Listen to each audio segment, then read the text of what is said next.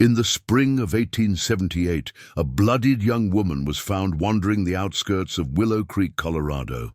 She remembered nothing, not her name, not her past, not how she ended up miles from civilization, with wounds that suggested she'd survived something terrible. The only clue to her identity was a silver locket around her neck, containing a photograph and an inscription that would eventually reveal a truth darker than anyone in the small frontier town could have imagined. Before we jump back in, tell us where you're tuning in from. And if this story touches you, make sure you're subscribed, because tomorrow I've saved something extra special for you. This is the story of the aftermath of what would come to be known as the Blackwater Ridge Massacre, and the woman who carried its terrible secret without even knowing it.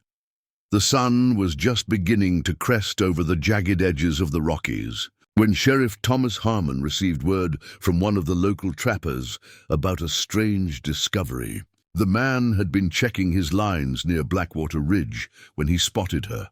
A young woman, no older than 25, stumbling through the tall grass in a tattered dress caked with dried blood. Her golden hair was matted, her feet bare and lacerated from the rocky terrain. When the trapper approached, he said her eyes held no recognition, no fear, just emptiness. "Found her like that, Sheriff?"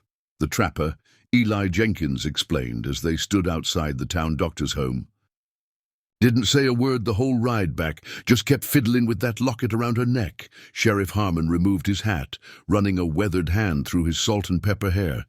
At 48, he'd seen his share of tragedies in this unforgiving territory. Bandits, disease, harsh winters, they all took their toll.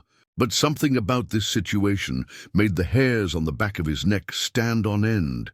"You did the right thing bringing her here, Eli," he said. "Doc Wilson's the best we've got." Inside the modest two-story home that doubled as Dr. Samuel, Wilson's practice, the mysterious woman sat perched on the edge of an examination table. Her eyes, a striking shade of blue, darted around the room, taking in her surroundings with a mixture of confusion and wariness. The blood on her dress had been cleaned away, revealing that most of it wasn't hers. She had a gash above her right eyebrow and bruising along her arms, but nothing life-threatening. "Physically, she'll recover," Doc Wilson said, his voice low, as he spoke to the sheriff in the hallway. "But her mind, that's another matter. Complete amnesia, from what I can tell. Trauma can do that to a person." Sheriff Harmon nodded grimly. "Any identification, papers, anything that might tell us who she is or where she came from?" "Just this." Doc Wilson handed the sheriff a silver locket. It was an ornate piece, clearly valuable, with intricate engravings of ivy leaves around its edges. She wouldn't let go of it at first, had to wait till she dozed off to get a proper look. Sheriff Harmon clicked it open. Inside was a small daguerreotype of a stern-looking man in his 40s, well-dressed in the fashion of the wealthy. On the opposite side was an inscription, "To my Elizabeth, forever bound. R.M." "R.M.," the sheriff muttered. "Not much to go on." "There's more," Doc Wilson said. "The state of her hands, they're soft, no calluses. This isn't a woman who's done manual labor. And her dress beneath the dirt and blood, it's fine material, expensive." Sheriff Harmon pocketed the locket.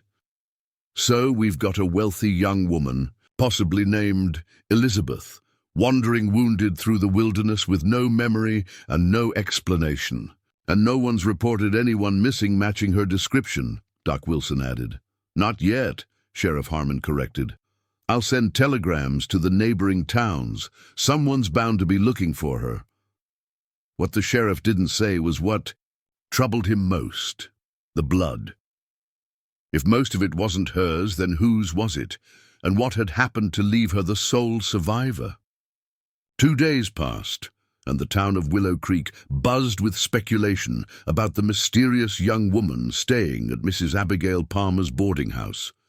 Mrs. Palmer, a widow who had lost her husband to tuberculosis 3 years prior, had taken an immediate liking to the girl she'd begun calling Beth, short for Elizabeth, based on the locket's inscription. Poor thing doesn't remember a lick of her past, Mrs. Palmer told anyone who would listen, usually while shopping at Donovan's general store or after Sunday service. But she's got refined manners, holds her teacup just so, speaks like she's had schooling back east. What Mrs. Palmer didn't share was how the young woman screamed in her sleep. Terrible, throat-tearing screams that woke the other boarders and left Beth shaking and covered in sweat, clutching her locket so tightly that her knuckles turned white. On the third day, Sheriff Harmon received a response to one of his telegrams. It had come from Denver, and the contents made his stomach drop. Possible match to your description. Stop.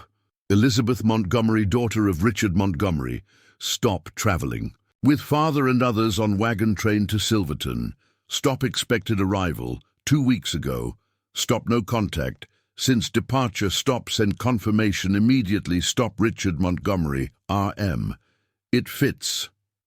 The sheriff crumpled the telegram in his fist. He'd heard rumors of a wagon train that had gone missing. The usual assumption was Indians, but there had been no raids reported in the area.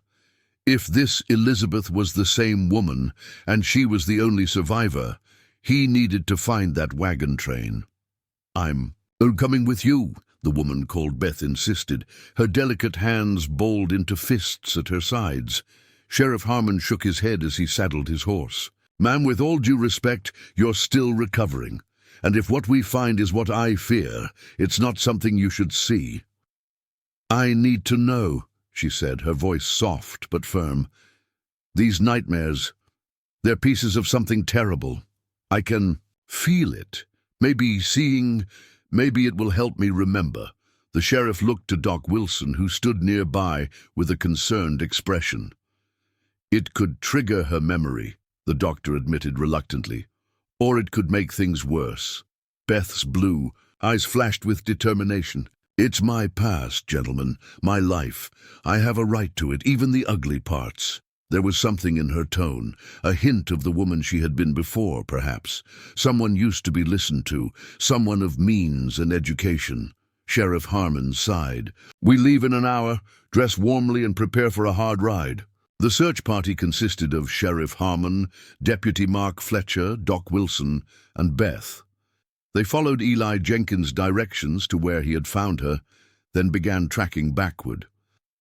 Beth rode side saddle on a gentle mare borrowed from Mrs. Palmer, her posture perfect even after hours in the saddle, another clue to her previous life. They found the site near dusk, in a narrow pass between two ridges. From a distance, the overturned wagons looked like massive, broken-backed beasts slumped against the landscape. As they drew closer, the crows scattered, their raucous cries the only sound in the eerie silence. Stay back, Sheriff Harmon ordered. But Beth had already dismounted, moving forward as if in a trance. What remained told a grim story. 3 wagons, their canvas covering shredded and stained dark with blood. Personal belongings scattered across the ground, books, clothing, a child's wooden horse, a woman's bonnet, and the bodies hastily buried in shallow graves by whoever had done this, their boots and hands still visible through the thin layer of dirt. These weren't Indians, Deputy Fletcher said, examining one of the wagons. Look at the shot patterns. And the goods weren't taken. Money, watches, even food, all still here. Sheriff Harmon nodded grimly. Ambush, professional. They weren't after goods. Then what were they after? Doc Wilson asked. The sheriff's eyes drifted to Beth, who stood motionless before one of the graves. I suspect we're looking at her. As the men excavated the makeshift graves to identify the victims, Beth wandered through the wreckage, touching objects with a tentative hand. A silver hairbrush, a leather-bound book of poetry, a man's pocket watch, its face shattered. When she reached the 3rd wagon, something changed in her expression. She climbed inside carefully, navigating the tilted floor with surprising ease. Moments later, she emerged holding a small cedar box. This is mine, she said with certainty, though her brow furrowed with the effort of remembering. I kept my letters in it. Sheriff Harmon approached her cautiously. May I? She handed him the box, which he opened to find several folded letters, addressed to Miss Elizabeth Montgomery from various acquaintances in Boston. The most recent was a wedding invitation, dated 2 months earlier. Mr. and Mrs. Harold Williams request the pleasure of your company at the marriage of their daughter Amelia to Mr. Richard Montgomery. Richard Montgomery, Sheriff Harmon read. Aloud, that's RM, the man in your locket, not your sweetheart, but your father. Beth's hand went to the locket around her neck, her fingers tracing its outline through the fabric of her borrowed dress. Then who is Elizabeth? If I'm her, why doesn't any of this feel familiar? Before the sheriff could answer, Deputy Fletcher called out from one of the graves. Sheriff, you'd better see this. Preparing and narrating this story took us a lot of time, so if you're enjoying it, subscribe to our channel. It means a lot to us. Now back to the story. In the largest of the graves lay the body of a man in his 40s, his fine suit now dirt-stained and torn. Even in death, his face retained a haughty expression. Beside him was a younger man, barely out of his teens, with similar features. Richard Montgomery and his son, I'd wager, Sheriff Harmon said, looking at the daguerreotype from the locket for confirmation. The boy isn't mentioned in the telegram. That's not all. Deputy Fletcher pointed to 3 other graves. 2 guards, based on their attire, and a woman, young, blonde, wearing what's left of a blue traveling dress. Beth stepped forward, her face pale. Let me see her. I don't think that's wise, Doc Wilson began, but Beth pushed past him. The woman in the grave had been beautiful once. Now, with half her face gone from what appeared to be a shotgun blast, she was barely recognizable. Yet what remained showed features similar to Beth's, the same delicate nose, the same chin. She's wearing a wedding ring, Beth observed, her voice strangely calm. New by the look of it. Sheriff Harmon knelt beside the grave, examining the woman's left hand. Indeed, a gold band encircled her 4th finger. He carefully removed it, reading the inscription inside. To my Elizabeth, forever bound. JD, not RM. Beth's breathing quickened, but the locket. It says to my Elizabeth from RM. Sheriff Harmon stood slowly, putting the pieces together. RM is Richard Montgomery, your father, and this woman is Elizabeth Montgomery. Given the wedding ring, I'd say newly married Elizabeth Montgomery. But if she's Elizabeth, then who am I? Beth whispered, her hands trembling. The sheriff looked at her thoughtfully. That's what we need to find out. And why would someone ambush a wagon train, kill everyone including Elizabeth Montgomery, but leave you alive with her locket? As the sun dipped below the horizon, casting long shadows across the massacre site, Beth stood among the ruins of what should have been her memory, clutching a locket that belonged to a dead woman with her name. In the distance, a wolf howled, a lonely, haunting sound that seemed to echo the emptiness inside her. They made camp a short distance from the massacre site, none of them willing to sleep among the graves. Doc Wilson gave Beth a sedative to help her rest, but she refused it, choosing instead to sit by the fire, the cedar box of letters in her lap. I should feel something, she said to Sheriff Harmon as he handed her a cup of coffee.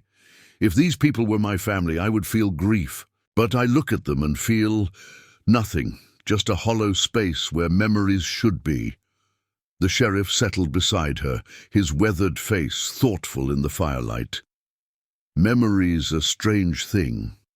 Sometimes the mind protects itself by forgetting. What happened here wasn't an ordinary robbery, Beth said. The deputy was right. Valuables were left behind. And this... She touched the locket. Why would someone place a dead woman's locket around my neck? It's as if... She trailed off, her eyes widening with a terrible realization. As if someone wanted you to be found as Elizabeth Montgomery, Sheriff Harmon finished for her. Beth nodded slowly. But why, and who am I really? The sheriff had no answers, only more questions. Who would benefit from having this young woman believe she was Elizabeth Montgomery, and what role had she played in the massacre? Victim, witness, or something else entirely? As Beth finally drifted into an uneasy sleep, Sheriff Harmon made a decision. The telegram he'd sent in the morning wouldn't confirm Elizabeth Montgomery's survival. Instead, it would request information on anyone associated with the Montgomerys, business partners, rivals, servants. Someone had orchestrated this bloody deception, and the truth lay buried somewhere in the past of a family he suspected had secrets worth killing for. What he didn't know was that the most dangerous secret of all was sleeping just a few feet away, a hand curled protectively around a locket that told a lie with every beat of her heart. The journey back to Willow Creek was somber. They brought the bodies with them, wrapped in canvas from the ruined wagons, loaded onto a hastily constructed travois. Beth, or whoever she truly was, rode in silence, the cedar box of letters clutched to her chest like a shield. Sheriff Harmon had sent Deputy Fletcher ahead with telegrams to Denver, Boston, and San Francisco, seeking any information on the Montgomery family, their business dealings, and potential enemies. The deputy was also instructed to keep the discovery quiet. If someone had gone to such lengths to stage this deception, news of their failure might provoke further violence. When they reached Willow Creek, Doc Wilson insisted Beth stay at his home rather than the boarding house. "Too many curious ears at Mrs. Palmer's," he explained, "and you need rest, medical supervision." Beth didn't argue. The shock of the massacre site had left her withdrawn, her blue eyes clouded with confusion and fear. She moved like a sleepwalker, obeying instructions without protest. That evening, while Beth slept under the influence of laudanum, Sheriff Harmon and Doc Wilson examined the contents of the cedar box in the doctor's study. "These letters go back nearly 2 years," the sheriff said, carefully unfolding one dated June 1876, correspondence between Elizabeth Montgomery and various friends in Boston society. Nothing unusual on the surface. Doc Wilson sipped his whiskey, frowning. "What about family connections, business associates?" "There's mention of her father's mining interests. Seems Montgomery owned several silver mines near Silverton. Was moving west to oversee operations directly." The sheriff set the letter aside, picking up another. "This one mentions an engagement. Not to a J.D., though, someone named Charles Prescott. So Elizabeth was engaged to this Prescott fellow, then ended. Up married to J.D. instead." Doc Wilson raised an eyebrow. "Could be relevant." Sheriff Harmon nodded absently, his attention caught by a small, folded paper tucked into the lining of the box. Unlike the other letters, this one wasn't addressed or signed. It contained just a single line of neat, precise handwriting. "Remember, your promise. The 15th of July, come alone." "July 15th, Sheriff Harmon muttered. "That's 2 days from now." Before Doc Wilson could respond, a scream tore through the quiet house. They rushed to the guest room to find Beth thrashing in her bed, her eyes wide open but unseeing, locked in some terrible vision. "No, not her, please.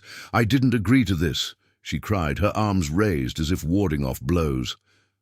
Doc Wilson grabbed her shoulders. "Beth, wake up!" Her eyes cleared slowly, focusing on the doctor's concerned face. Sweat plastered her golden hair to her forehead, and her breathing came in ragged gasps. "I remembered something," she whispered. "A room. Dark wood. Paneling. A man shouting. I couldn't see his face, but his signet ring caught the light when he slammed his fist on the desk." "What else?" Sheriff Harmon pressed. "What was he shouting about?" Beth shook her head, wincing. "It's gone now. Just fragments. But I felt afraid. Not for myself. For someone else." The sheriff exchanged glances with Doc Wilson. "Get some rest," he told Beth. "Tomorrow, we're going to try something that might help your memory." After she had calmed and drifted back to sleep, the sheriff showed Doc Wilson the note. "Whatever's supposed to happen on the 15th, I've got a feeling it's connected to all. of this, and if someone's expecting to meet Elizabeth Montgomery, or who they think is Elizabeth Montgomery, we need to be ready. The next morning, Sheriff Harmon took Beth to his office, where he'd arranged a collection of items salvaged from the massacre site on his desk. The pocket watch with the shattered face, a silver-tipped walking cane, a woman's ivory hairpin, a leather portfolio filled with mining contracts and maps. I want you to touch each item, he instructed. See if anything triggers a memory, no matter how small.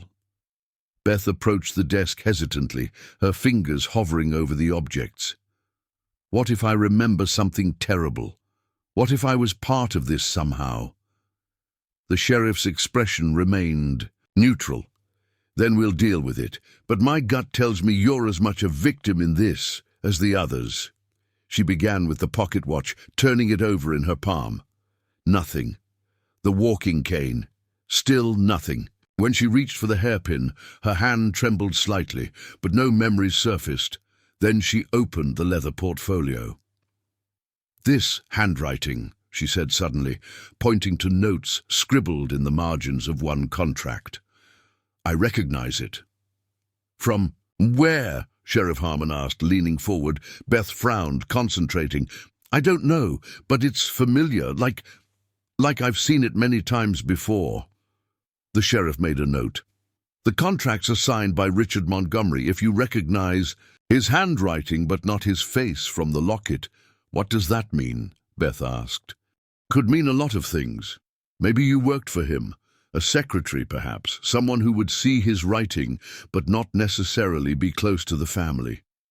Beth considered this, then continued through the portfolio. Near the back was a map of land holdings near Silverton, with several areas circled in red ink. At the sight of it, she gasped, pressing a hand to her temple. The map, she whispered. I've seen it before, in that same room from my dream. The man with the signet ring was pointing at it, arguing with someone. Sheriff Harmon carefully placed the map on top of the pile. Progress, he said with satisfaction. Slow, but it's there. Your memories aren't completely gone, just buried. As they continued the exercise, Deputy Fletcher burst into the office, waving a telegram. Just came in from Boston, he announced, handing it to the sheriff. You're going to want to read this right away. Sheriff Harmon scanned the message, his expression growing increasingly grim. Richard Montgomery involved in disputed mining claim. Stop lawsuit filed by James Daniels of Colorado Territory. Stop Montgomery daughter Elizabeth. Recently broke engagement. To Charles Prescott. Stop married James Daniels in secret ceremony last month. Stop family disowned her. Stop Montgomery traveling west to secure claims before court. Ruling stop James Daniels. Sheriff Harmon read aloud. J.D. Elizabeth's husband, Beth said quietly. The man who gave her the wedding ring. The sheriff nodded. And a man with a serious grudge against Richard Montgomery. A mining dispute valuable enough to kill for. You think James Daniels ambushed the wagon train? Deputy Fletcher asked. Killed his own wife? Or hired someone to do it, Sheriff Harmon replied. Though it doesn't explain... He gestured to Beth. It doesn't explain to me, she finished for him, or why I was left alive with Elizabeth's locket.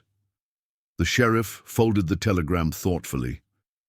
No, it doesn't. But it gives us somewhere to start. Deputy, I need you to send another wire to Denver. Find out everything you can about James Daniels, and see if anyone matching Beth's description has been reported missing. After the deputy left, Sheriff Harmon turned to Beth. The note we found, July 15th, tomorrow. It could be nothing, or it could be everything. Beth interrupted, a new determination in her voice. If someone is expecting to meet Elizabeth Montgomery tomorrow, we should be there. We don't know where there is, the sheriff pointed out. The note didn't specify a location. Beth returned to the desk, scanning the items again before picking up the map. What if it's here? She pointed to one of the areas circled in red. This spot near Silverton. It's marked differently than the others. Sheriff Harmon examined the map more closely. The area she indicated was indeed marked with a double circle and what appeared to be a small X in the corner. "It's a day's hard ride," he said, calculating. "We'd have to leave immediately." Beth's eyes flashed with that same determination he'd glimpsed before. "Then let's go." They departed Willow Creek within the hour, accompanied by Deputy Fletcher and 2 trusted local men deputized for the journey.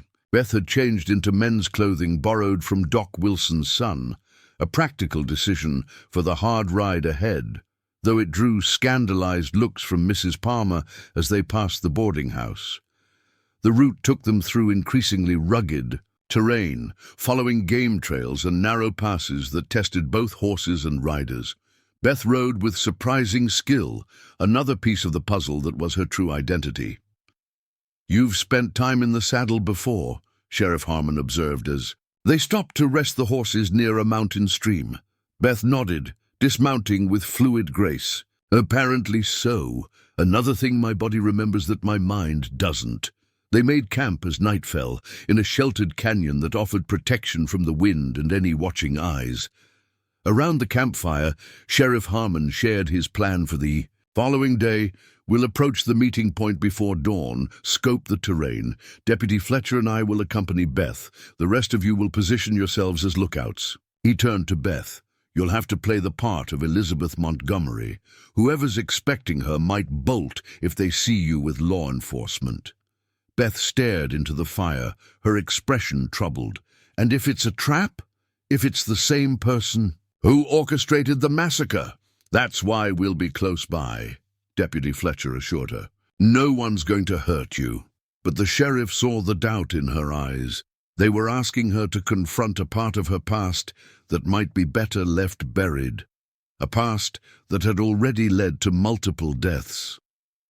Later, when the others had turned in for the night, Beth approached Sheriff Harmon as he kept watch.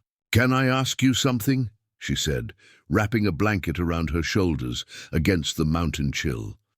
"Of course. What if I was part of this? What if I'm not a victim, but an accomplice?" Her voice trembled slightly. "What if I helped? Plan what happened to those people." Sheriff Harmon considered her for a long moment. "Do you believe that's possible?" "I don't know what's possible anymore," she admitted. "But these fragments of memories, they don't feel like the memories of someone innocent." "Guilt doesn't always mean culpability," the sheriff said gently. "Sometimes we feel responsible for things beyond our control." Beth looked up at the vast canopy of stars above them. "Tomorrow I might learn who I really am. I'm not sure I'm ready for that truth." "Few of us are ever ready for the truth," Sheriff Harmon replied. "But living a lie is its own kind of prison." Dawn broke clear and cold over the mountains. They reached the marked location on the map by mid-morning, a small clearing beside a rushing stream, with an abandoned miner's cabin on its edge. The cabin's roof had partially collapsed, but its stone walls stood firm against the elements. "Perfect spot for a clandestine meeting," Deputy Fletcher muttered as they surveyed the area from a nearby ridge. "Isolated, hard to approach without being seen, multiple escape routes." Sheriff Harmon nodded. "Beth, you'll wait inside the cabin. We'll be within earshot, hidden among those rocks." Beth had spent the morning mentally preparing herself, rehearsing what little she knew of Elizabeth Montgomery based on the letters. Now dressed once again in a simple dress borrowed from Mrs. Palmer's collection, her golden hair pinned up in a style similar to the dead woman's, she looked every bit the Boston socialite fallen on hard times. "Remember," Sheriff Harmon instructed, as they approached the cabin, "don't volunteer information. Let them do the talking. We need to understand what they think your role is in all this." Beth nodded, her face pale but resolved. "And if it turns dangerous?" "First sign of trouble, we move in." The interior of the cabin was sparse, a rough wooden table, a single chair, the remnants of a bed frame. Beth positioned herself by the single window, where the light caught the silver locket around her neck. Then she waited. Noon came and went. The sun climbed higher, then began its descent. Sheriff Harmon, hidden among the rocks with Deputy Fletcher, was beginning to think they'd misinterpreted the note when the sound of approaching hoofbeats made them freeze. A single rider emerged from the trees, a woman, middle-aged, wearing practical riding clothes and a wide-brimmed hat that shaded her face. She dismounted gracefully, tethering her horse to a post before approaching the cabin. Beth straightened, taking a deep breath as the cabin door creaked open. The woman who stepped inside removed her hat, revealing graying auburn hair twisted into a practical bun. Her face, lined with age and sun, registered shock at the sight of Beth. "My God," she breathed. "They told me you survived, but I hardly believed it." Beth hesitated, then decided on honesty. "I'm afraid I don't remember you. The doctor says I have amnesia from the incident." The woman's expression shifted from shock to concern. "Nothing at all? You don't remember who I am?" Beth shook her head apologetically. "I'm Margaret Winters," the woman said, taking a step closer. "I was your father's housekeeper in Boston for 15 years. And your confidant after your mother passed." "My father," Beth repeated carefully. "Richard Montgomery." Margaret's brow furrowed. "No, dear. Edward Daniels, James's father." Beth felt the room tilt slightly. "James Daniels? Elizabeth Montgomery's husband?" "Elizabeth Margaret broke off, her eyes widening as understanding dawned. "Oh my God, you don't know. You truly don't remember." She reached for Beth's hands, grasping them tightly. "Your name is Sarah Daniels. You're James's sister." The revelation hit Beth, now Sarah, like a physical blow. She sank into the cabin's lone chair, struggling to process this new information. "James's sister," she repeated numbly. "But the locket—" Margaret's face darkened. "That's Elizabeth's. Yes, you must have taken it after what happened." "After what happened?" Sarah echoed, a chill running through her. "The massacre. Did I—" She couldn't finish the question. Margaret knelt beside her, still holding her hands. "Listen to me carefully, Sarah. Your brother James married Elizabeth Montgomery against her father's wishes. Richard Montgomery was trying to cheat your family out of rightful mining claims your father discovered before he died last year. The marriage was meant to force a resolution, but Montgomery wouldn't budge. So James arranged the ambush," Sarah whispered, the pieces falling into place. "He killed them all, his own wife included." Margaret's grip tightened painfully. "You can't remember any of it? The plan? Your role?" Sarah shook her head, her instincts suddenly screaming danger. "This woman knew too much, was pressing too hard. I only know what I've been told," she said carefully, "that I was found wandering, injured with no memory." Margaret released her hands, standing abruptly. "Then perhaps it's better that way. Some things are best forgotten." She moved toward the door, then paused. "I should warn you, though. James knows you survived. He knows you're in Willow Creek, and he's coming for you."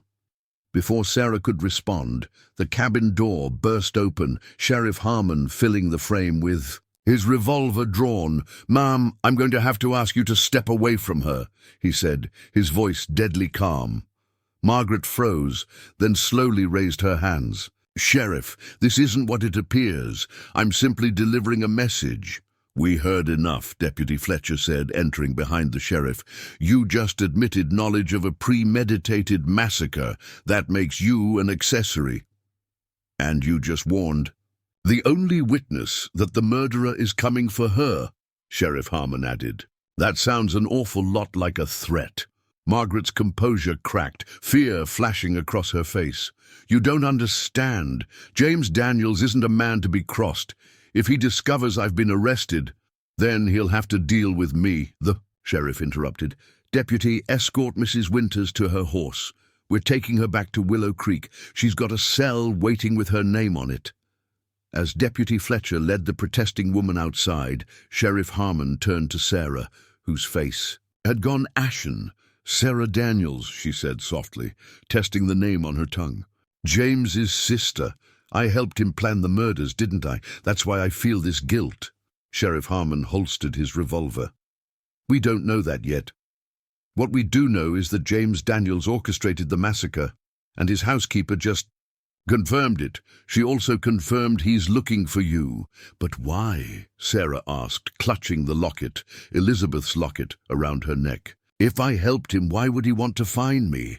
The sheriff's expression was grim. Maybe you didn't play your part as expected. Maybe you tried to save Elizabeth, or maybe... He hesitated. Maybe what? Maybe you're the only loose end that could connect him to the murders. As they prepared to leave, Sarah paused at the cabin door, looking back at the dusty interior where her true identity had finally begun to take shape. Sarah Daniels, she murmured, sister to a murderer. Sheriff Harmon placed a steady hand on her shoulder. We don't choose our blood, Miss Daniels, but we do choose our actions. And somewhere inside you, there's a woman who chose to survive. Let's find out why. The journey back to Willow Creek was tense, with Margaret Winters riding. Under Deputy Fletcher's watchful eye, Sarah, still adjusting to her newly discovered identity, kept her distance from the housekeeper, trying to reconcile the fragments of her returning memory with the woman's revelations. She's lying about something, Sarah told Sheriff Harmon, as they made camp that evening, well out of Margaret's earshot. I can feel it. The way she looked at me. There's more she isn't saying. The sheriff nodded thoughtfully. People like that rarely tell the whole truth at once. They parcel it out, see which pieces serve their purpose. He stoked the campfire, sending sparks swirling into the night sky. Question is, which parts were lies? I don't think she lied about who I am, Sarah said. When she called me Sarah Daniels, something resonated, like hearing a familiar melody after years of silence. And your connection to James Daniels, being his sister, Sarah closed her eyes, concentrating. That feels true as well. But there's something about his relationship with Elizabeth that doesn't align with what Margaret said. In my dreams I see a woman, blonde like Elizabeth, and the emotions I feel aren't jealousy or betrayal, they're protective. Sheriff Harmon considered this. If James married Elizabeth as part of a scheme to secure those mining claims, perhaps you objected. Maybe you grew close to her, tried to warn her. And that's why I survived the massacre with her locket, Sarah continued, the theory taking shape. I wasn't part of the ambush. I was trying to prevent it. The sheriff's weathered face showed skepticism. It's a comforting thought. But if that's true, why take her locket? Why not simply tell her to run? Sarah had no answer, and as night deepened around them, her certainties felt as fleeting as the sparks from the fire. They reached Willow Creek shortly after noon the next day to find the town in an unusual state of activity. A sleek black carriage stood outside the hotel, the kind rarely seen in the frontier town, with gleaming brass fittings and a matched pair of thoroughbreds in harness. Looks like we have visitors, Deputy Fletcher remarked as they rode down. The main street, Sheriff Harmon frowned. Take Mrs. Winters to jail. I'll meet you there after I see what this is about. As Sarah dismounted in front of the sheriff's office, she noticed a well-dressed man emerging from the hotel. Tall and broad-shouldered, with dark hair and a meticulously trimmed beard, he carried himself with the easy confidence of wealth. When he spotted their group, he froze momentarily, then strode purposefully in their direction. "Sheriff Harmon," he called, his voice cultured but with an edge of steel. "I've been waiting for your return." The sheriff subtly positioned himself between Sarah and the approaching stranger. "And you are—" Charles Prescott. The man extended his hand. "I've come from Boston regarding the Montgomery tragedy. I understand you may have found a survivor." Sheriff Harmon didn't take the offered hand. "News travels fast. In certain circles, yes." Prescott's gaze shifted to Sarah, his dark eyes narrowing slightly. "And this is—" Before the sheriff could answer, Sarah stepped forward. "Sarah Daniels," she said firmly, watching for his reaction. It came instantly, a flash of surprise quickly masked by a polite smile. "Miss Daniels, James's sister. How unexpected." His gaze lingered on the silver locket at her throat. "And wearing Elizabeth's jewelry, I see." The casual observation carried unmistakable menace. Sheriff Harmon placed a warning hand on his holstered revolver. "Mr. Prescott, I'm in the middle of an investigation. If you have information about the Montgomery massacre, I'd be happy to take your statement to my office." "Of course," Prescott agreed smoothly. "Though I'm more interested in what Miss Daniels might tell us. After all, she was there, wasn't she?" Sarah felt a chill despite the afternoon heat. This man knew her, or of her, and there was something calculating in his gaze that belied his cordial manner. "Mr. Prescott," she said, remembering the letters they'd found, "you were engaged to Elizabeth Montgomery." A shadow crossed his handsome features. "Briefly, yes, until she eloped with James Daniels, your brother, a decision that proved fatal." "You think James was responsible for the massacre?" Sheriff Harmon stated, watching Prescott's reaction. "I know he was," Prescott replied coldly. "The question is whether his sister was complicit or merely another victim." Sarah met his gaze steadily. "I have no memory of the events. Amnesia, the doctor says." Prescott's smile didn't reach his eyes. "How convenient." Sheriff Harmon stepped between them. "That's enough. Mr. Prescott, my office, 1 hour. Miss Daniels, Doc Wilson is expecting you." He lowered his voice. "Stay there until I come for you. Don't go anywhere alone." As Sarah made her way to the doctor's house, she could feel Prescott's eyes following her, as sharp and cold as the mountain wind. "Charles Prescott," Doc Wilson mused, pouring tea in his cluttered study. "The name was in those letters, right? Elizabeth's former fiancé." Sarah nodded, warming her hands on the teacup. "He claims James orchestrated the massacre, that I might have been involved. And what do you think?" "I think—" Sarah hesitated, sorting through her jumbled impressions. "I think Prescott isn't here out of concern for Elizabeth. There's something else driving him." The doctor leaned back in his chair. "The mining claims, perhaps? With both Montgomery and Daniels dead, who inherits?" Before Sarah could respond, a flash of memory struck her, vivid and painful. A document on heavy paper, a signature, her own hand holding the pen, blood on the page. Sarah. Doc Wilson was at her side, concerned. "What is it?" "A deed," she whispered. "I signed something, a transfer of ownership, in the cabin just before—" She pressed her palms to her temples, willing the memory to continue, but it slipped away like water through her fingers. "Before the massacre?" Doc Wilson prompted gently. "I think so, but I can't remember what it was for or who it was to." Frustration edged her voice. "These fragments are worse than knowing nothing." The doctor patted her hand sympathetically. "The mind heals in its own time. Push too hard, and you might drive the memories further away." Sarah sipped her tea, thinking of Charles Prescott's calculated gaze and Margaret Winter's half-truths. "Time may be a luxury I don't have." Sheriff Harmon sat across from Charles Prescott in his office, a stenographer recording their conversation. The Boston businessman had shed his initial hostility, presenting instead a veneer of helpful cooperation. "I was in Denver on business when I heard about the massacre," Prescott explained. "Richard Montgomery was a business associate. We had interests in the same mining operations near Silverton." "The ones he was disputing with Edward Daniels," the sheriff noted. Prescott nodded. "Edward discovered the silver deposits but lacked the capital to develop them. He partnered with Montgomery, who eventually sought to push him out entirely. When Edward died last year, his son James took up the fight and married Montgomery's daughter. A transparent ploy," Prescott said dismissively. "Elizabeth was naive, sheltered.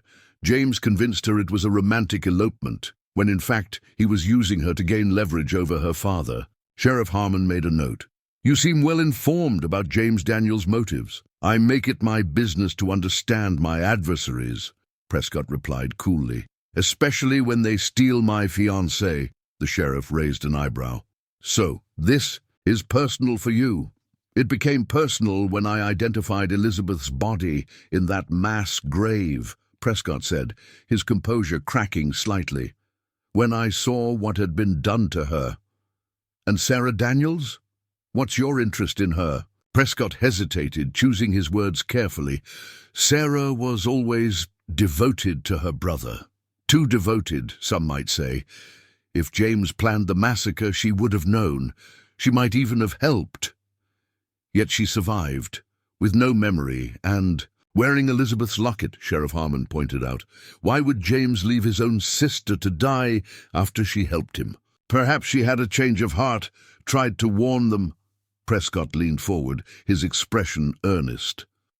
Or perhaps this amnesia is an act, and she's playing you for a fool, while her brother prepares to finish what he started. The sheriff's face remained impassive. And what might that be, Mr. Prescott? The mining claims, Sheriff. With Montgomery dead and his heir, Elizabeth, also conveniently deceased, those claims revert to the next male heir in the Montgomery line. A distant cousin in San Francisco, I believe. Prescott's smile was thin, unless, of course, there's a document transferring ownership elsewhere. Sheriff Harmon thought of the leather portfolio found at the massacre site, with its contracts and maps. You think Daniels forced Elizabeth to sign over her inheritance before killing her? I think it's worth investigating, Prescott replied, and I think Sarah Daniels knows more than she's claiming. After Prescott left, Sheriff Harmon sat alone in his office, reviewing his notes.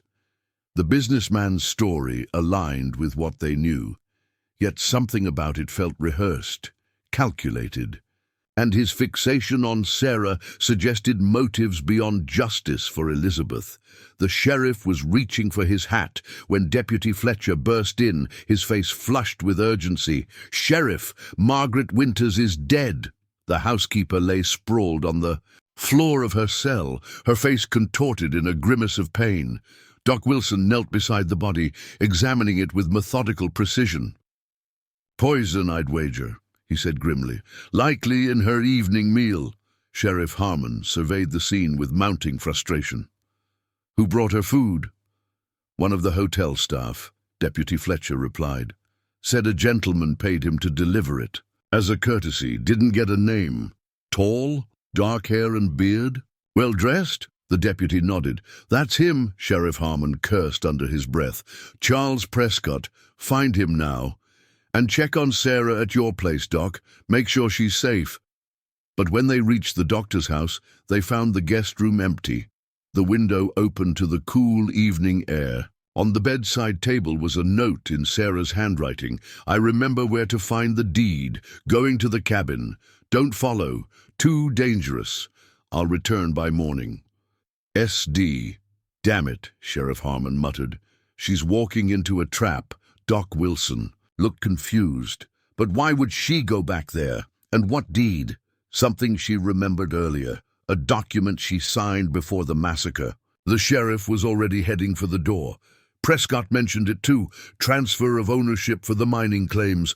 I'm betting that's what this is all about." "But why kill Margaret Winters?"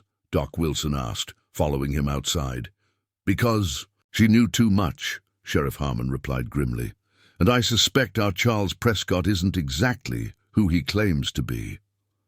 Sarah rode through the night, pushing her borrowed horse harder than was wise on the treacherous mountain trails. The memory had come to her suddenly as she dozed in Doc Wilson's guest room, the cabin where she'd met Margaret Winters, but months earlier. A different meeting.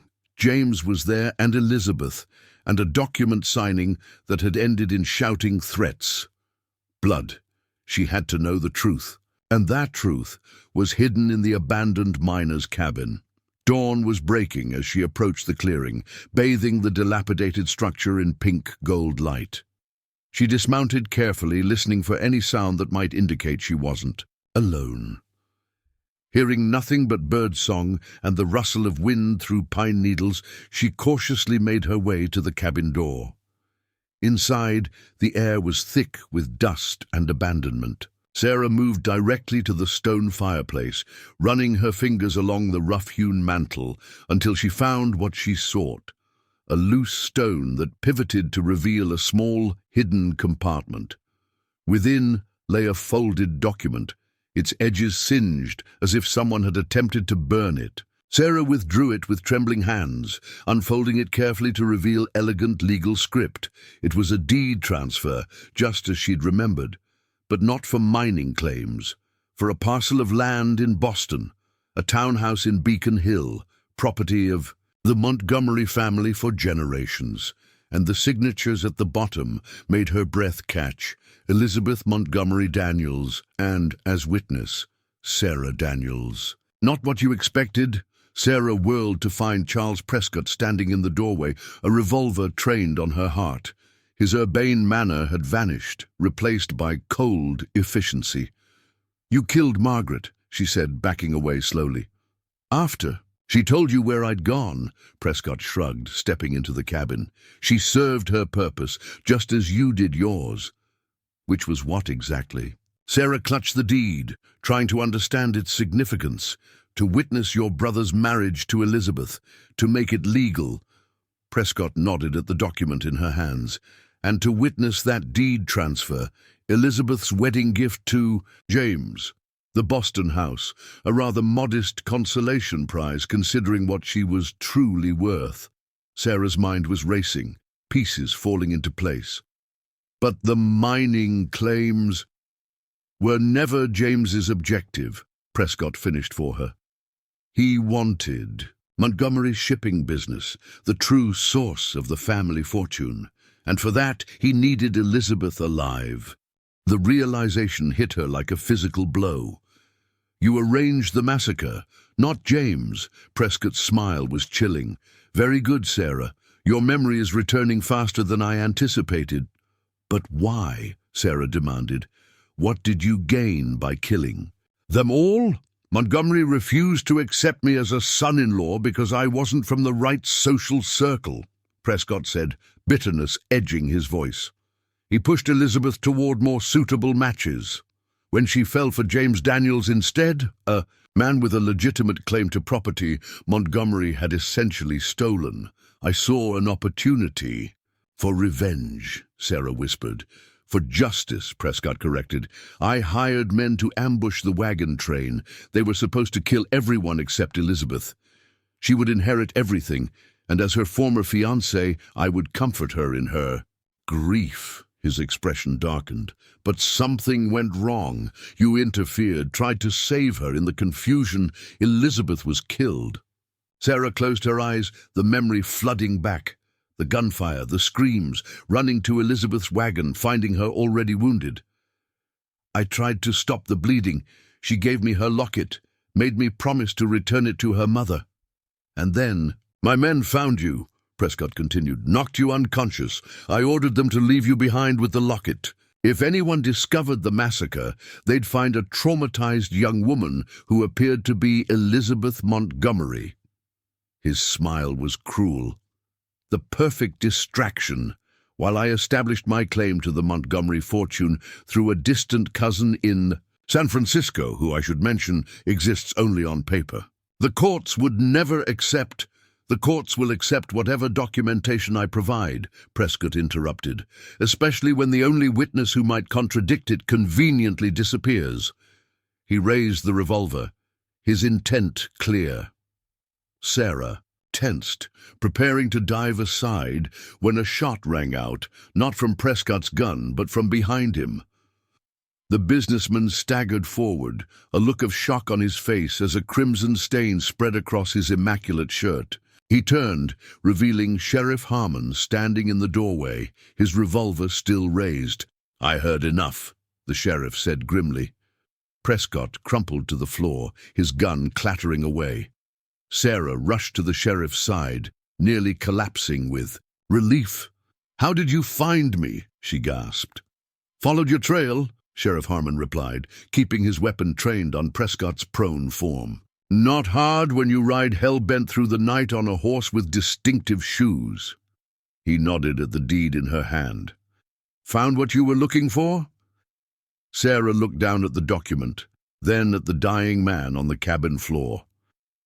"Part of it. But there's still so much I don't remember." Prescott coughed, blood bubbling at his lips. "James," he rasped, "still alive, Denver." His eyes found Sarah's, filled with malice even as the light faded from them. "He never knew what I planned. Think he'll forgive you for surviving with." Those final words, Charles Prescott died, taking many of his secrets with him. Sheriff Harmon holstered his weapon, his face grave. "We need to get back to Willow Creek. Send telegrams to Denver. Find your brother before he comes looking for you." Sarah nodded numbly, still processing Prescott's revelations. "James is innocent, of the massacre at least."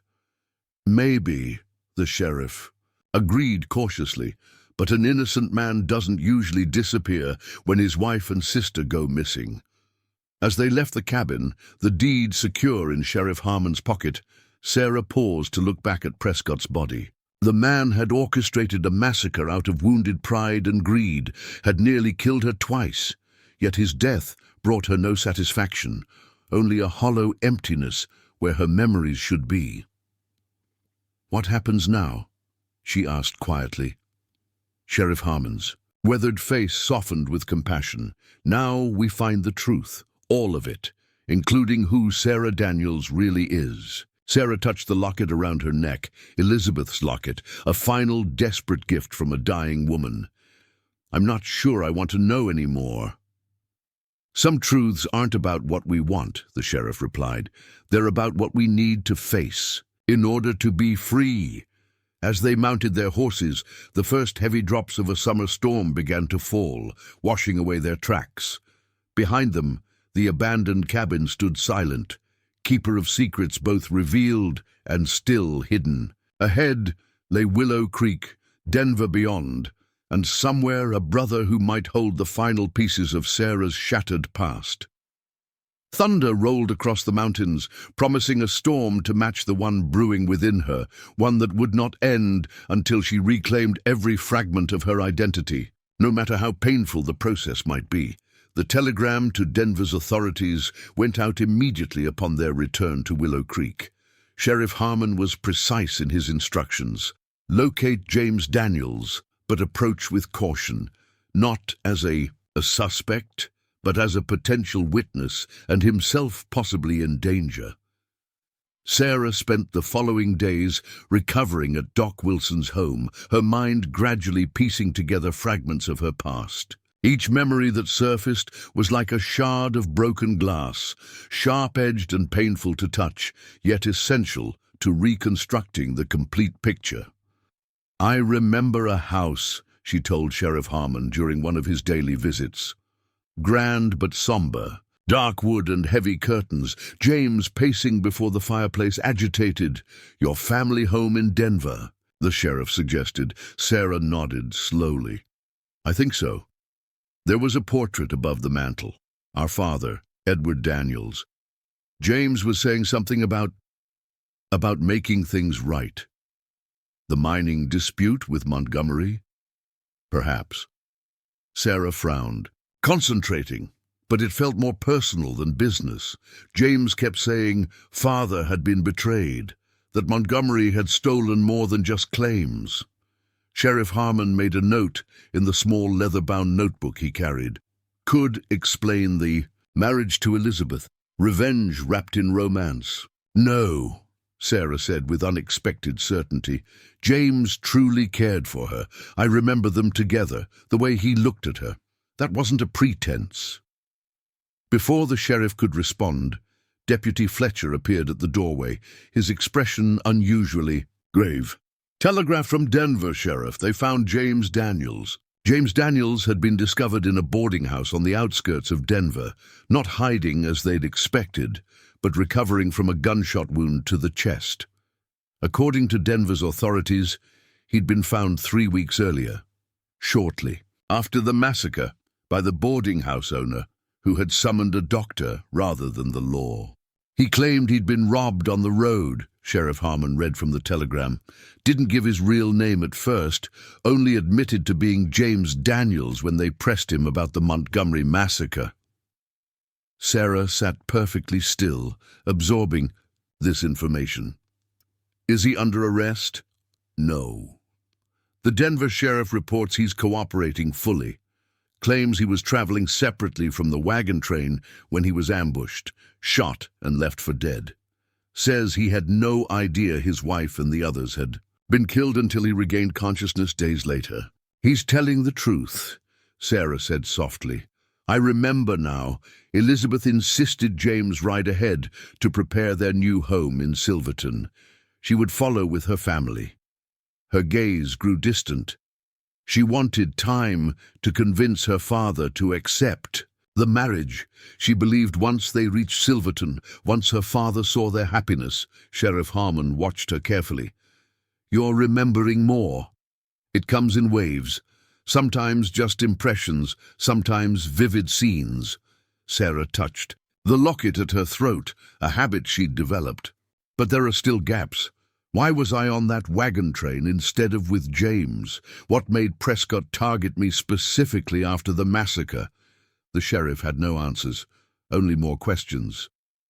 The Denver authorities want to know if you're well. Enough to travel. They're holding James until we arrive. Sarah stood, smoothing her borrowed dress with steady hands. When do we leave? Denver in 1878 was a city straddling two worlds, part frontier outpost, part emerging metropolis.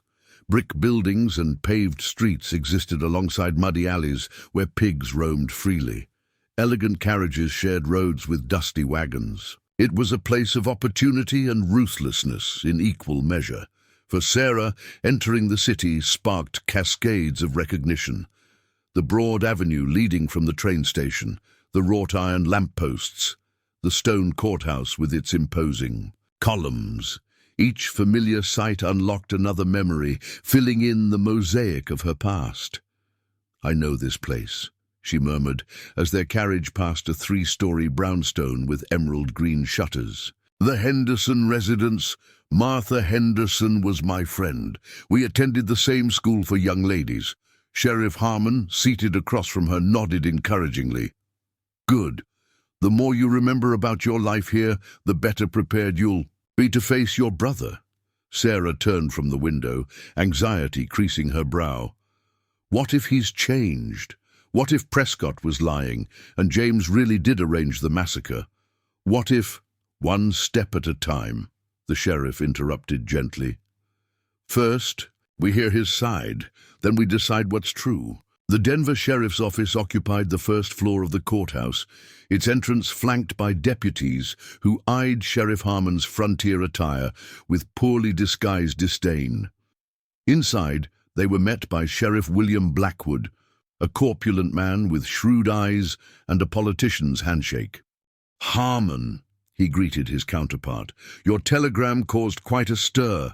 The Montgomerys and Daniels are prominent families. This massacre business has the whole city talking. Harmon remained businesslike. We're here to see James Daniels. Yes, he's in the infirmary, still recovering, you understand. Blackwood's gaze shifted to Sarah, his expression calculating. And this must be the sister, the one with the convenient memory loss. Sarah met his skepticism with quiet dignity. My name is Sarah Daniels. I've come to speak with my brother. Blackwood huffed, but led them through a series of corridors to a separate wing of the building. He's not under arrest, the Denver sheriff clarified. More like protective custody. Given what happened to the Montgomerys, it seemed prudent. The infirmary was small but clean, with 4 beds separated by white cotton screens. Only one was occupied, by a man who struggled to sit upright when they entered. Sarah? His voice was hoarse with disbelief. My God, it's really you. James Daniels had his sister's golden hair and blue eyes, though pain and recovery had left him gaunt. Bandages circled his chest beneath a loose cotton shirt, and several days' growth of beard shadowed his jaw. Despite his weakened state, there was a coiled energy about him, like a wounded predator. Sarah approached slowly, studying the face that was simultaneously familiar and strange. "James," she acknowledged, "you've been shot." A bark of laughter escaped him. "Always direct, little sister, even when we were children." His smile faded. "They told me you had amnesia, that you couldn't remember what happened. Most of it remains." "Unclear," Sarah admitted, "but pieces are returning." James looked past her to Sheriff Harmon, wariness replacing his initial relief. "And who is your companion?" "Sheriff Thomas Harmon, Willow Creek," the lawman introduced himself. "I found your sister, or rather, she was brought to my town after the massacre, for which I'm grateful," James said carefully, "though I'm curious why you've accompanied her all the way to Denver." "Because 7 people are dead, Mr. Daniels," Sheriff Harmon replied bluntly, "including your wife, and until recently the prime suspect was you." James flinched as if struck. "Elizabeth," he whispered, grief naked on his face. "I only learned she was gone when I regained consciousness. By then, it was too late to—" He trailed off, composing himself with visible effort. "I didn't kill my wife, Sheriff, or her family, or arrange for others to do it." "Then who did?" Harmon pressed. "And why were you separated from the wagon train? Why were you shot?" James's expression hardened. "I think you already know the answer to both questions. The same man who orchestrated the massacre also tried to eliminate me." "Charles Prescott," Sarah supplied. James nodded grimly. "Elizabeth's former fiancé, a man consumed by rejection and greed." He shifted on the bed, wincing with the movement. "I rode ahead to prepare our home in Silverton, at Elizabeth's insistence. She thought—" He paused, swallowing hard. "She thought having our own place ready would help her father accept our marriage. I was a day's ride from the wagon train when Prescott and 2 men ambushed me, shot me and left me for dead in a ravine." "How did you survive?" Sheriff Harmon asked. "Luck. A passing prospector found me, took me to his camp. By the time I was strong enough to travel to the nearest town, days had passed." James's eyes found Sarah's. "I sent telegrams everywhere looking for the wagon train, for Elizabeth, for you. No one had seen any of you."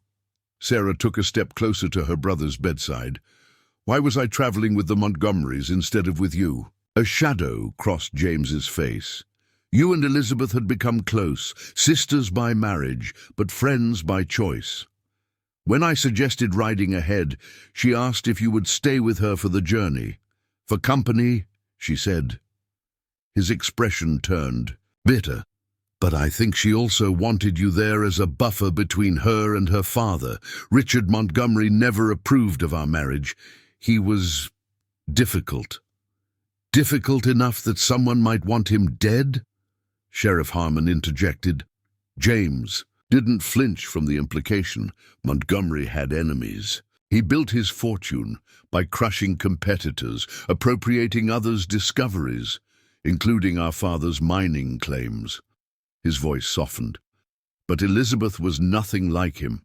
She was kind, genuine. When we met at a Denver social function, neither of us knew about the business connection between our families. By the time we discovered it, we were already in love." Sarah closed her eyes, a memory surfacing. Elizabeth in a pale blue dress, laughing as she twirled in a sunlit parlor. "James will be so surprised," she was saying. "A baby. Our baby. Promise you won't tell him yet, Sarah. I want to see his face when I tell him myself." "She was with child," Sarah blurted, the words escaping before she fully processed the memory. James went utterly still. "What did you say?" "Elizabeth was carrying your child. She told me the day before." Sarah faltered, the rest of the memory slipping away like water between fingers. The color drained from James's face. "She never told me," he whispered. "She wanted to surprise me." his hands clenched into fists on the bed covers. "Prescott took everything. My wife, my child nearly, my sister." His eyes, so like Sarah's, blazed with cold fury. "Where is he now?" Sheriff Harmon and Sarah exchanged glances. "Dead," the sheriff answered flatly.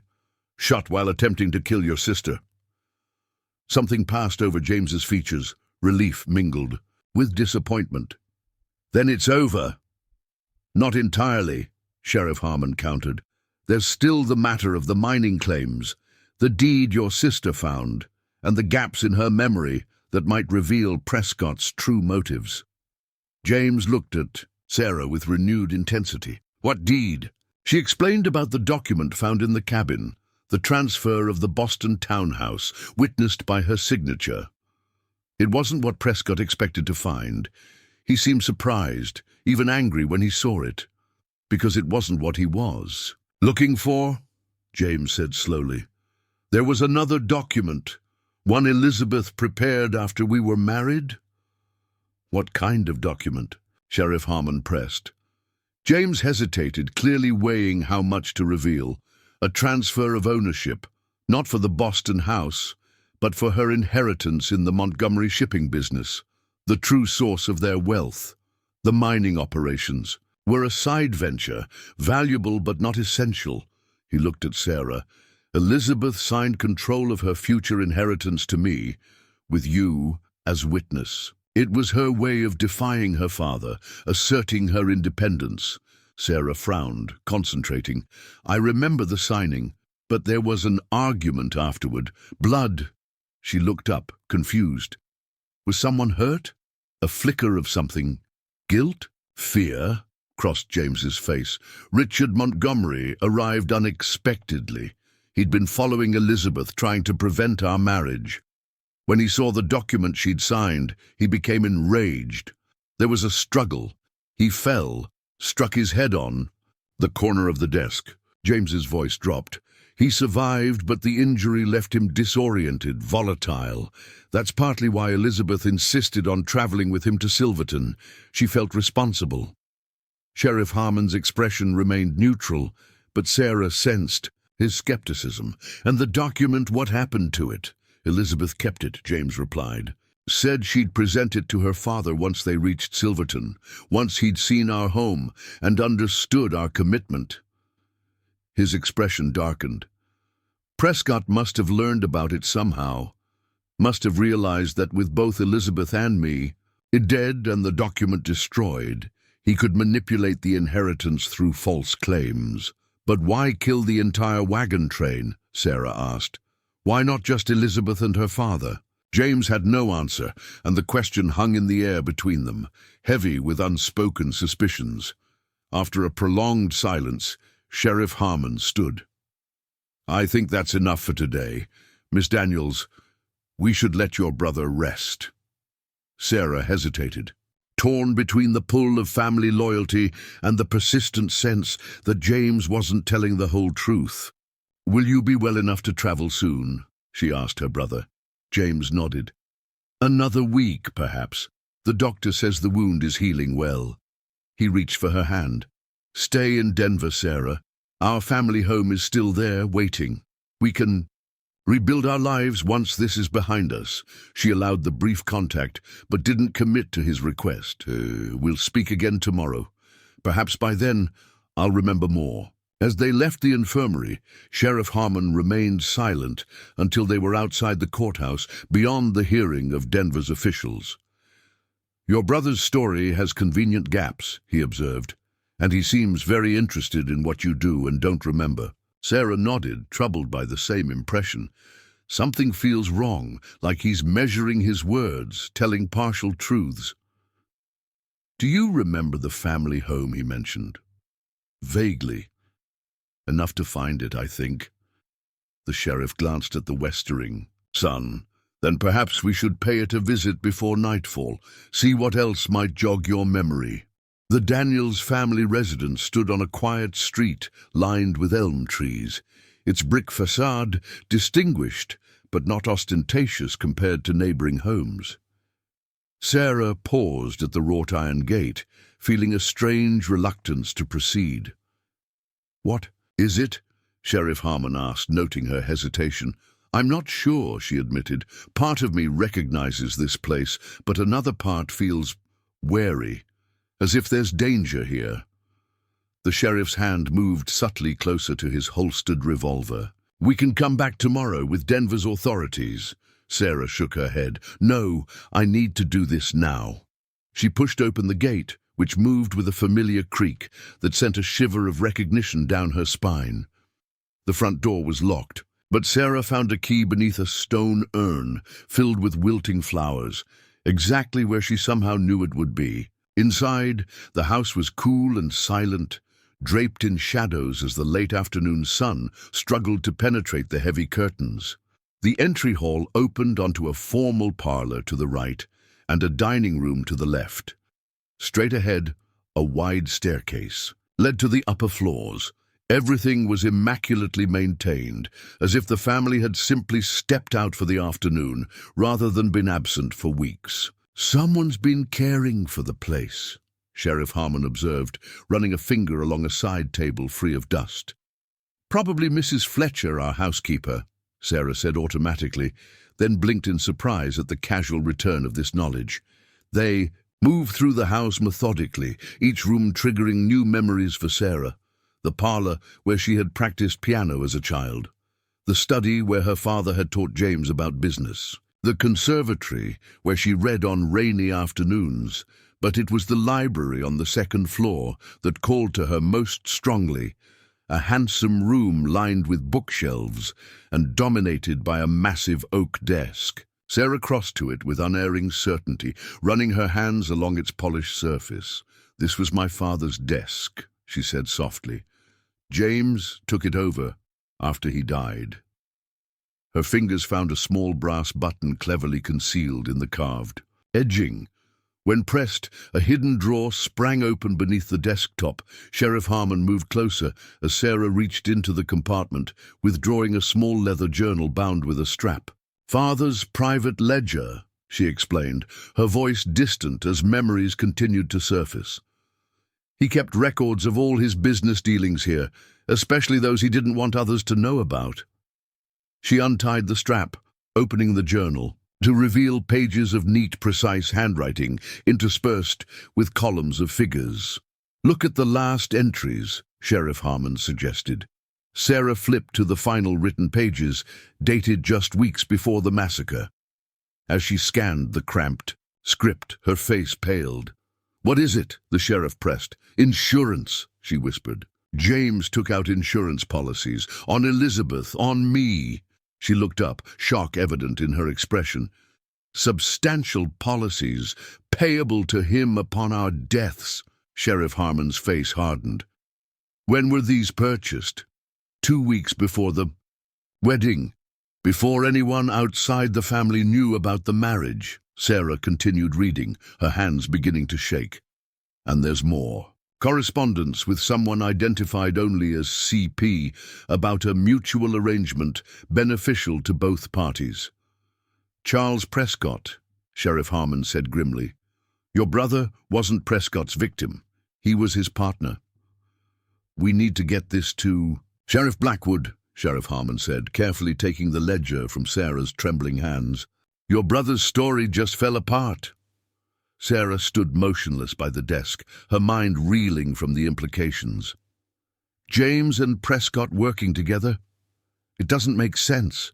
They were rivals for Elizabeth's affection. A rivalry that may have been staged, Sheriff Harmon suggested grimly. The perfect cover for a partnership based on greed. Sarah shook her head, struggling to reconcile this revelation with her fragmented memories. "But I remember James's love for Elizabeth. It seemed genuine." "Perhaps it was, at first," the sheriff conceded, "but something changed. The ledger doesn't lie, Sarah. Insurance policies taken out weeks before the massacre, secret correspondence. With Prescott? These aren't coincidences." Before she could respond, a floorboard creaked in the hallway outside the library. Sheriff Harmon's hand flew to his revolver, but he wasn't fast enough. The door burst open to reveal a burly man with a shotgun already leveled at them. "Don't move," he growled. "Mr. Daniels was right. Said you might come snooping around here." Sheriff Harmon kept his hand near his weapon. "And who might you be?" "Name's Porter. I work for Mr. Daniels." The man's eyes narrowed at Sarah.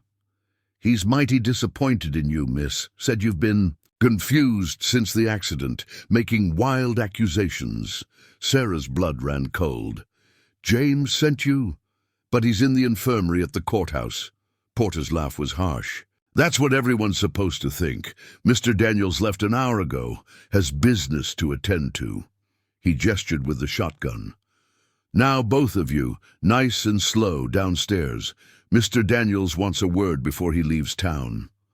Sheriff Harmon's expression remained neutral, but Sarah saw his mind working, calculating odds and options. "Leaves town? Where's he going?" "None of your concern, lawman." Porter motioned again with the shotgun. "Move, or I start taking pieces off the lady." They had no choice but to comply, descending the stairs with Porter close behind. In the main parlor, Sarah froze at the sight of her brother. James Daniels sat in their father's favorite wingback chair, dressed for travel in a fine suit that concealed his injuries. His face was still pale, but determination had replaced the weakness he'd displayed in the infirmary. Beside him on a small table lay a revolver within easy reach. "Sarah," he greeted her, his tone gentle despite the circumstances. "I'd hoped to spare you this ugliness." Sheriff Harmon stepped forward, positioning himself slightly in front of Sarah. "Your recovery seems remarkably accelerated, Mr. Daniels." James smiled thinly. "Amazing what proper motivation can accomplish." His gaze shifted to the ledger in the sheriff's hand. "I see you found Father's journal. Disappointing. I'd hoped to be long gone before anyone discovered that particular piece of evidence." "It confirms you worked with Prescott," Sarah said, her voice steadier than she felt. "That you planned the massacre together." A crude simplification, but not entirely inaccurate. James sighed, as if burdened by the need to explain. "Please, sit. Both of you. Porter gets nervous when people stand too close to me with firearms." "Sheriff." Harmon remained standing. "I'll pass." "As you wish." James carefully adjusted his position, wincing slightly. "Yes, Prescott and I had an arrangement. He wanted Richard Montgomery ruined for rejecting him as a suitor for Elizabeth. I wanted control of the Montgomery shipping interests. Our goals aligned temporarily." "And Elizabeth?" Sarah pressed. "Was she just a pawn in your scheme?" "A shadow. Passed over James's features, genuine regret, or a convincing facsimile." "No. My feelings for Elizabeth were real. The marriage was not part of the original plan. We met by chance, fell in love. It was unexpected, but convenient, Sheriff." Harmon observed coldly. James's expression hardened. "When opportunity presents itself, a wise businessman adapts. With Elizabeth as my wife, controlling Montgomery's empire became simpler. No need for complex maneuvering." "So you adjusted your arrangement with Prescott," the sheriff continued. "Instead of ruining Montgomery, you'd help each other seize his assets." "Precisely. Elizabeth would inherit everything upon her father's death. As her husband, I would control those assets. Prescott would receive a generous portion for his assistance." James leaned forward, his eyes fixed on Sarah. "It should have been clean, simple, no bloodshed necessary." "Then what went wrong?" Sarah whispered. James's gaze darkened. "Elizabeth discovered the truth about my partnership with Prescott, about the true nature of my business with her father." He looked away, his jaw tight. "She confronted me the night before I rode ahead to Silverton, threatened to expose everything to her father." "So you changed plans again," Sheriff Harmon said. "Decided to eliminate everyone and collect the insurance instead." "Not everyone," James corrected, his gaze returning to Sarah. "Never you, sister. You were to be spared." A fragmented memory flashed through Sarah's mind, James holding her hands, his expression urgent. "Stay with Elizabeth. Watch her. Don't let her speak to her father alone. It's for her own protection." "You sent me to spy on her," Sarah realized aloud, "to prevent her from revealing your scheme. To protect her from her own naivety," James countered. "If she'd just kept quiet, played her role." He shook his head. "But she insisted on righteousness, insisted on telling her father everything." "So you arranged the massacre," Sheriff Harmon stated flatly. "Had Prescott hired gunmen to ambush the wagon train while you established an alibi by getting attacked separately?" James didn't deny it. "Prescott was supposed to ensure you were removed from the wagon train beforehand, Sarah. His men had instructions to separate you, bring you safely to Denver after it was done." "But I wouldn't leave Elizabeth," Sarah murmured, another memory surfacing. "She told me she was pregnant. I promised to stay by her side." Pain flashed across James's face, the first genuine emotion he'd displayed. "I didn't know about the child. Not until today. Prescott never told me." "Would it have made a difference?" Sheriff Harmon asked skeptically. James was silent for a long moment. "Perhaps not," he finally admitted. "Too much was at stake by then." "And when Prescott's men found me alive after the massacre?" Sarah pressed. "With Elizabeth's locket?" "A complication. Prescott saw an opportunity. If we couldn't have you safely, hidden away, we could use you as a distraction. A traumatized survivor with no memory wearing Montgomery's daughter's locket. Perfect misdirection while we secured the assets." Sarah felt ill. "You were going to let me believe I was Elizabeth, let me carry that guilt." "Only temporarily," James assured her. "Once everything was settled, I would have found you, helped you recover your true memories. We would have started fresh, wealthy, beyond imagination." Sheriff Harmon's expression was stone. "And Prescott, was he going to accept you showing up alive after he'd arranged your death?" James's smile was cold. Prescott's usefulness was nearing its end. His own accident was already being arranged. The casual way he spoke, of murder, of betraying his partner, his wife, even his unborn child, made Sarah's skin crawl. This calculating monster couldn't be the brother she remembered, the boy who had taught her to ride, who had defended her from schoolyard bullies. "What happened to you, James?" she asked softly. "When did you become this person?" Something vulnerable flickered behind his eyes. "When I watched our father die broken and penniless after Montgomery stole everything from him. When I realized justice doesn't exist unless you create it yourself." His expression hardened again. "But we've talked enough. Porter, the ledger, please." The burly man stepped forward to take the journal from Sheriff Harmon, who released it, reluctantly, clearly gauging the odds of drawing his weapon before Porter could react. "Don't, Sheriff," James warned, picking up his revolver. "I've no desire to kill an officer of the law, but I will if necessary." Sarah watched the exchange, her mind racing. James was wounded, moving carefully despite his bravado. Porter was formidable, but focused on Sheriff Harmon as the primary threat. Neither was paying full attention to her, a mistake born of underestimation. "What happens now?" she asked, deliberately pitching her voice higher, playing into their perception of her as the weaker party.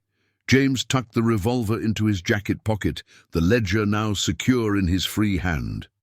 "Now I leave for San Francisco, where certain documents await my signature.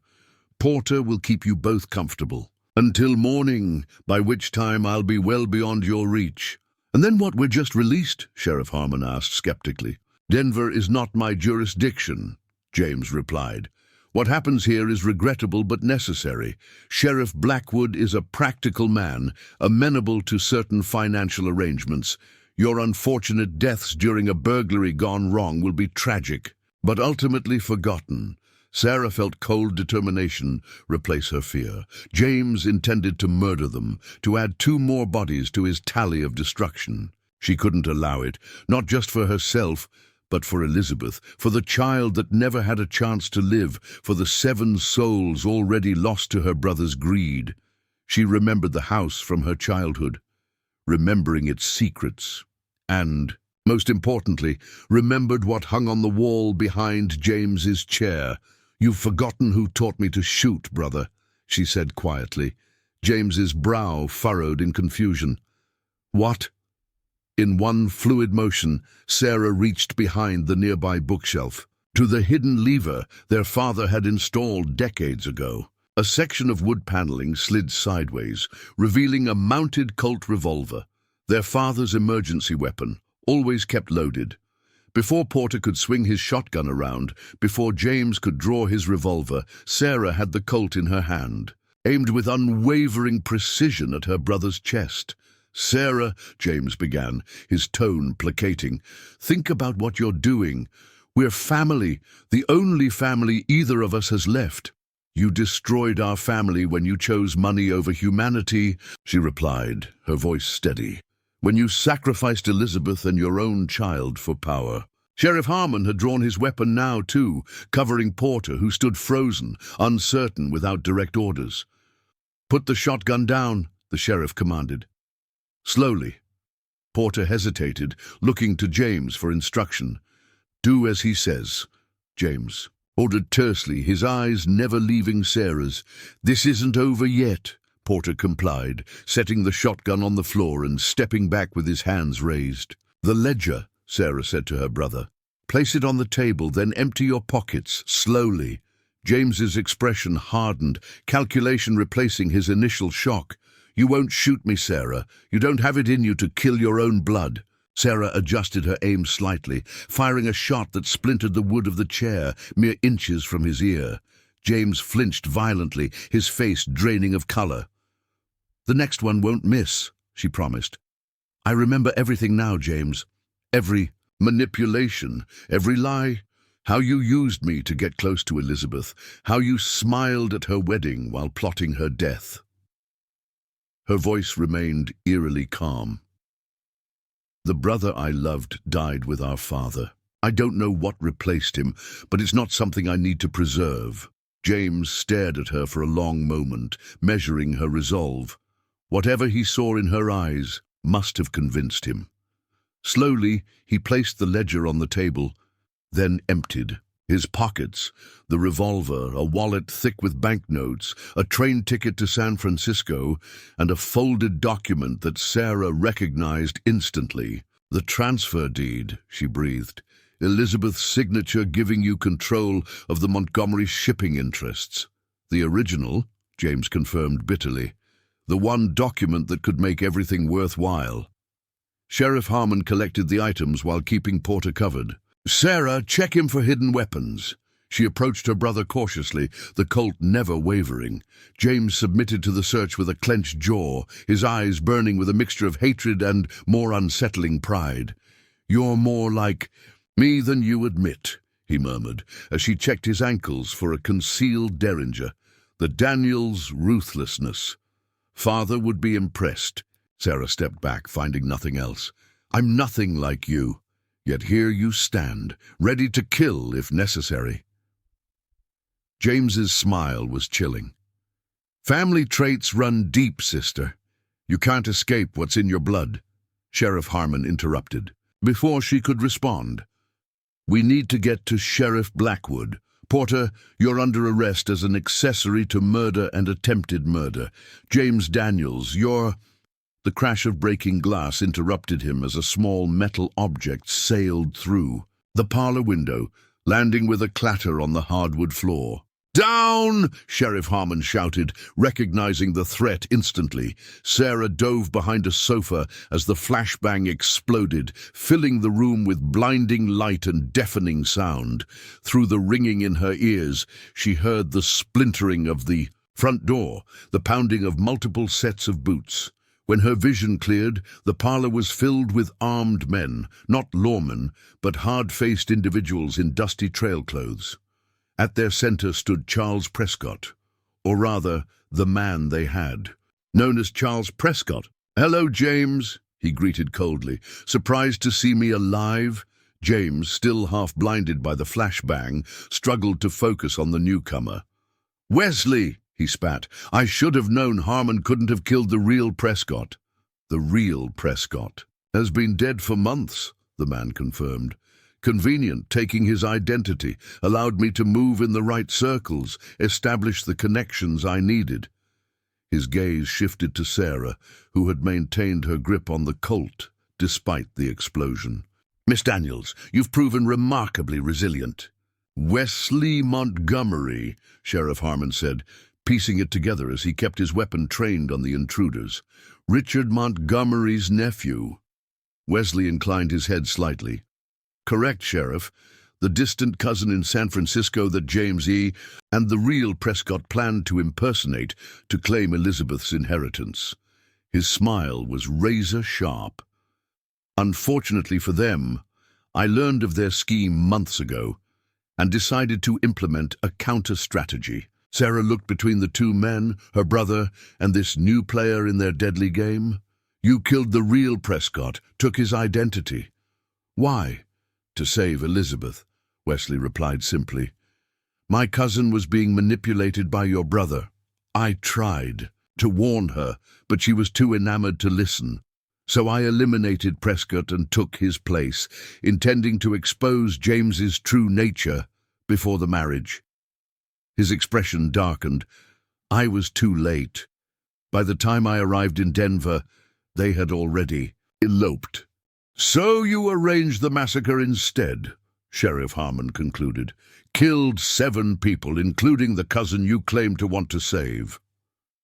Wesley's face remained impassive. "An unfortunate miscalculation.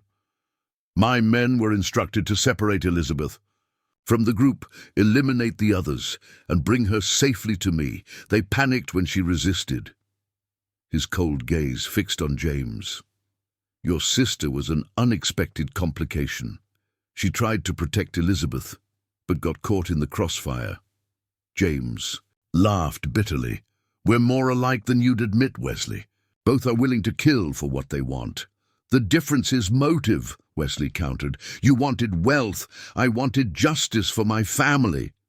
"And now?" Sheriff Harmon interrupted, acutely aware they were outnumbered. "What happens here?" Wesley gestured to his men. "James Daniels comes with us. He faces Montgomery justice for Elizabeth's death." He turned to Sarah.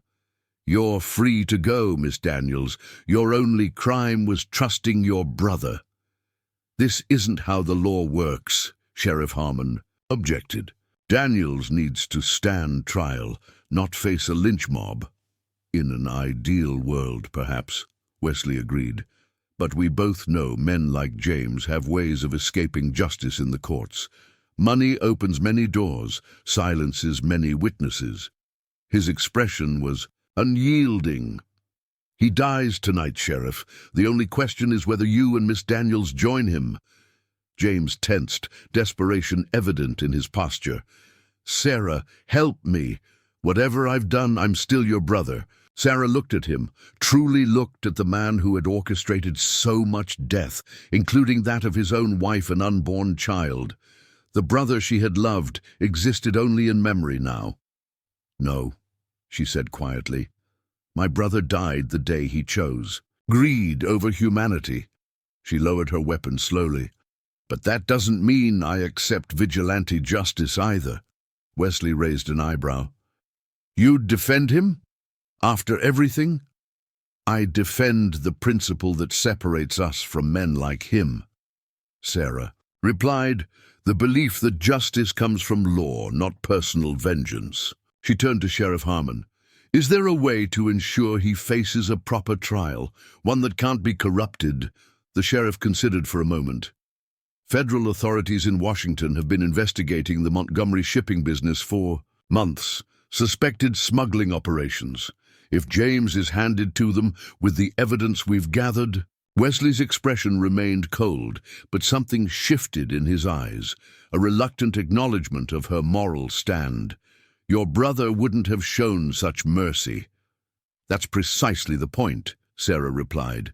A tense silence filled the room as Wesley weighed his options. Behind him, his men awaited orders, weapons still trained on James.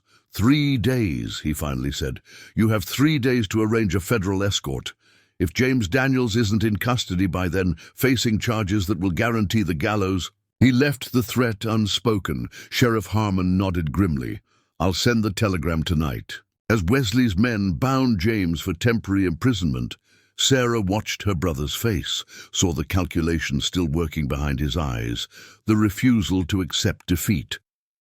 He would escape if given the slightest opportunity, would rebuild his schemes from whatever resources remained to him. James must have sensed her scrutiny, for he met her gaze with a final, chilling smile. This isn't over, sister, he said softly. Some family bonds can never truly be broken. Sarah thought of Elizabeth, of the child that would never be born, of the Montgomerys in their shallow graves along the trail. She thought of her own fractured memory, still healing from the trauma her brother had inflicted. Goodbye, James, she replied, turning away as Wesley's men led him from the house. May God have mercy on you. The law certainly won't. 3 days passed in uneasy vigilance. Wesley Montgomery and his men kept James under guard in a remote hunting cabin outside Denver, while Sheriff Harmon worked tirelessly to arrange federal intervention. Sarah found herself in a strange limbo, her memory largely restored, but her future entirely uncertain. The telegrams confirmed, Sheriff Harmon announced on the morning of the 3rd day, finding Sarah in the parlor of the Daniels family home. Federal marshals arrive on this afternoon's train. They're taking James to Washington to face charges of conspiracy, fraud, and multiple counts of murder. Sarah nodded, relief mingling with a lingering sadness. Will they want me to testify? Eventually, yes. Your statement connecting James to the planning of the massacre will be crucial. The sheriff sat across from her, his weathered face showing concern. Are you prepared for that? To testify against my own brother? Sarah's gaze drifted to the family portrait above the fireplace. Her parents, James and herself, painted in happier times. I keep asking myself if there was a moment I could have changed this outcome, if I had recognized the darkness growing in him sooner. Some paths are chosen long before we see their direction, Sheriff Harmon said gently. Your brother made his choices. You can't take responsibility for them. Sarah appreciated his kindness, but knew the burden of family legacy was not so easily shed. James's final words to her about Daniel's ruthlessness in her blood had haunted her sleep these past nights. Have you decided what you'll do after? The sheriff asked, changing the subject. You're welcome to return to Willow Creek until the trial, if you'd prefer not to stay in Denver. The offer touched her. Willow Creek, where she had been a nameless woman with no past, now represented a strange sort of sanctuary, but Sarah knew running from her history would solve nothing. I need to face what's happened, she said firmly. All of it, including the Montgomery family's role in this tragedy. Sheriff Harmon raised an eyebrow. Meaning Wesley? He's as guilty as James in many ways. His intentions may have differed, but his methods were equally brutal. Sarah stood, moving to the window that overlooked the garden where she had played as a child. The cycle of vengeance between our families has claimed too many innocent lives. It needs to end. Before the sheriff could respond, the sound of approaching horses drew their attention. Through the lace curtains, Sarah saw Wesley Montgomery, dismounting at the front gate, accompanied by 2 of his men. His expression was grim. He's early, Sheriff Harmon muttered, checking his pocket watch. The federal marshals won't arrive for hours yet. Sarah felt a chill of premonition. Something's wrong. Wesley didn't wait for an invitation, striding up the garden path and rapping sharply on the front door. When Sarah opened it, the strain on his face confirmed her fears. He's gone, Wesley stated without preamble. Your brother escaped during the night. Sheriff Harmon was instantly alert. How? Bribed one of my men. Cut through his restraints with a knife the traitor provided. Wesley's jaw tightened with barely controlled fury. The guard has paid for his mistake. James left him with a slit throat. Sarah closed her eyes briefly. Another death laid at her brother's feet. Any indication where he's headed? The cabin was 8 miles northeast of the city. He could have gone in any direction, but my guess is he's making for the Western Rail line. Wesley's gaze was accusatory. I warned you Mercy was a mistake. Sheriff Harmon ignored the barb. We need to alert Denver's authorities, set up checkpoints at the stations. Already done, Wesley replied curtly. Sheriff Blackwood has men at every depot. But James is clever. He won't take obvious routes. No, Sarah agreed, a terrible clarity washing over her. He won't. She turned to Sheriff Harmon. But I know where he's going. The abandoned miner's cabin near Blackwater Ridge stood, as it had weeks before, when Sarah had first met Margaret Winters there. Its weathered walls held secrets, and she now believed James's emergency cache. You're certain about this? Sheriff Harmon asked as they approached on horseback. Wesley and 4 of his men following close behind. Sarah nodded. James always prepared for contingencies. After our father died, he established hidden supplies in various locations. Money, weapons, documents. She gestured to the cabin. This place has significance. It's where the deed transferring Elizabeth's inheritance was signed. He'd consider it fitting. Wesley signaled his men to spread out, covering potential escape routes. If he's here, he won't surrender easily. No, Sarah agreed softly. He won't. They dismounted at a distance, approaching the cabin with caution. No smoke rose from the chimney. No horse was visible nearby. But Sarah felt her brother's presence with unsettling certainty. Sheriff Harmon drew his revolver. I'll go first. Miss Daniels, you stay back with— No, Sarah interrupted, the Colt from her father's hidden compartment now secured at her waist. This is between families. I need to face him. Wesley's expression darkened. If you're planning to help him escape, I've chosen my side. Sarah cut him off coldly. But I won't hide behind others while they risk their lives for my brother's crimes. After a tense moment, Sheriff Harmon nodded reluctantly. We'll be right behind you. First sign of trouble, we move in. Sarah approached the cabin alone, her heart hammering against her ribs. The door stood slightly ajar, an invitation, not carelessness. Taking a deep breath, she pushed it open. James sat at the rough wooden table, a half-empty bottle of whiskey before him, his revolver laid carefully. Within reach, he didn't look surprised to see her. Sister, he greeted, his voice hoarse, always the clever one. I knew you'd figure it out. Sarah remained in the doorway, where the others could still see her. It's over, James. Federal marshals are arriving. Today, every law enforcement officer in the territory is looking for you. Yet you found me first. He took another swallow of whiskey. Family instinct, perhaps. Or knowing how your mind works. Sarah studied him. The disheveled appearance, the fevered gleam in his eyes, so like their father's in his final days. Your wound is infected, isn't it? You're running a fever. James gave a humorless laugh. Observant as always. Yes, our friend Wesley's bullet did more damage than I let on. Ironic, isn't it? After everything, it's a piece of lead that might finish me. Come back with me, Sarah urged, taking a careful step inside. Surrender to the marshals. You'll receive medical treatment. Before they hang me? James shook his head. I think not. He tapped the revolver with his index finger. I have other plans for my final act. Sarah felt a surge of alarm. James, don't. Relax, sister. If I meant to end things now, I'd have done it before you arrived. He pushed the whiskey bottle toward her. Join me for a drink?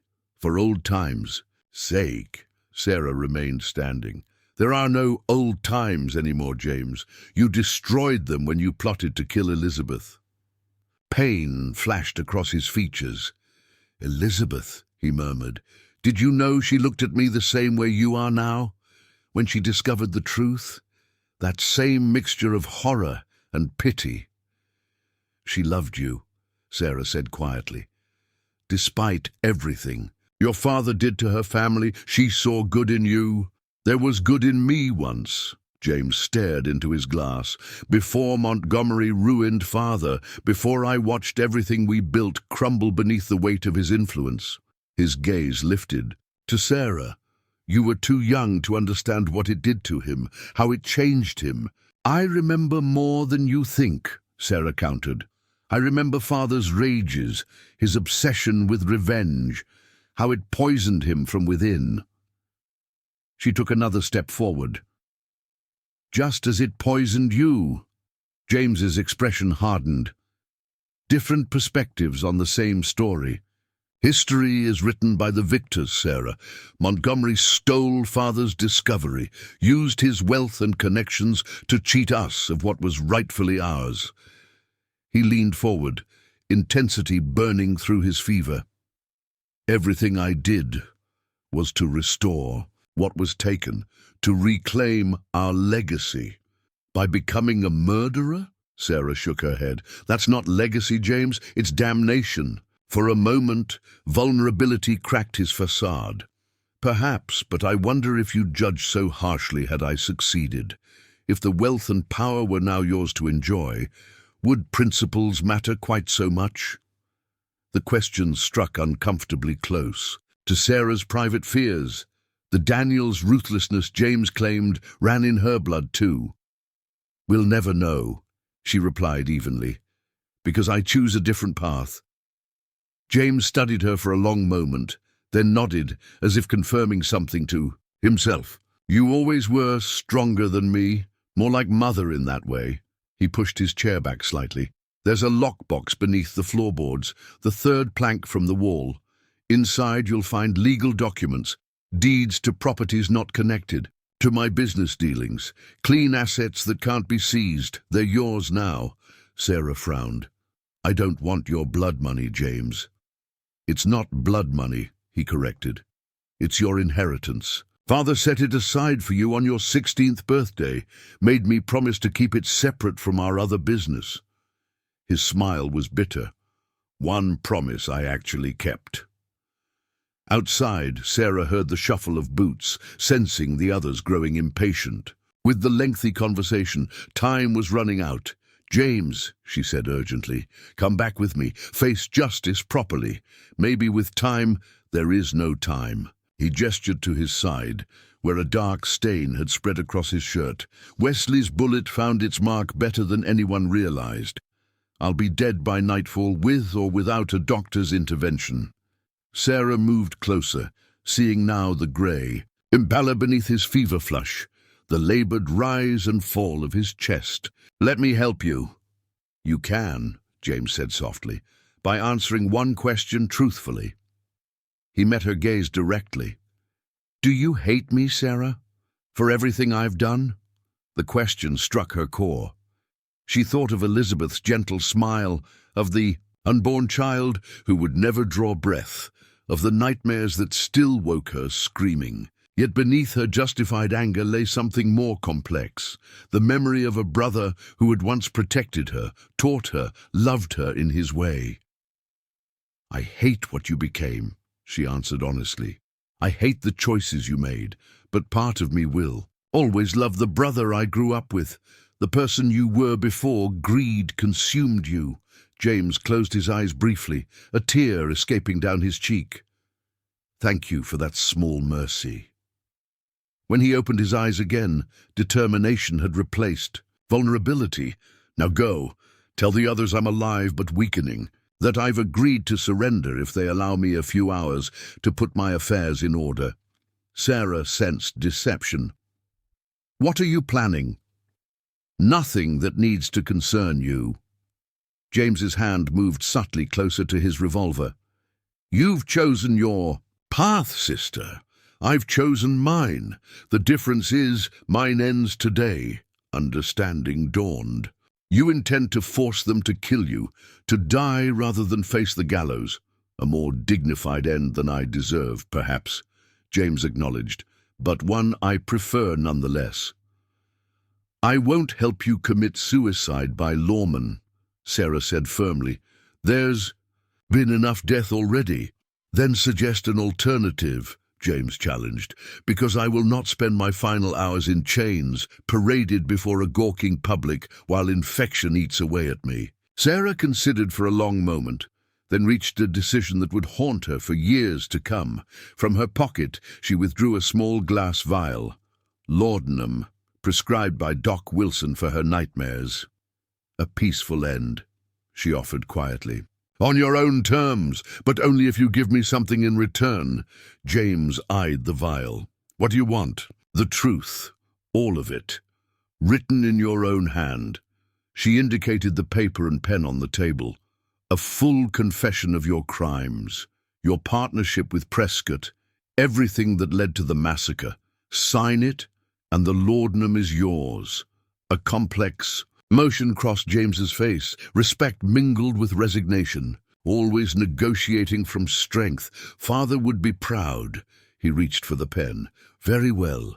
My final legacy to you, the truth, unvarnished and complete. For the next hour, James wrote steadily, pausing occasionally to gather his thoughts, or take a sip of whiskey.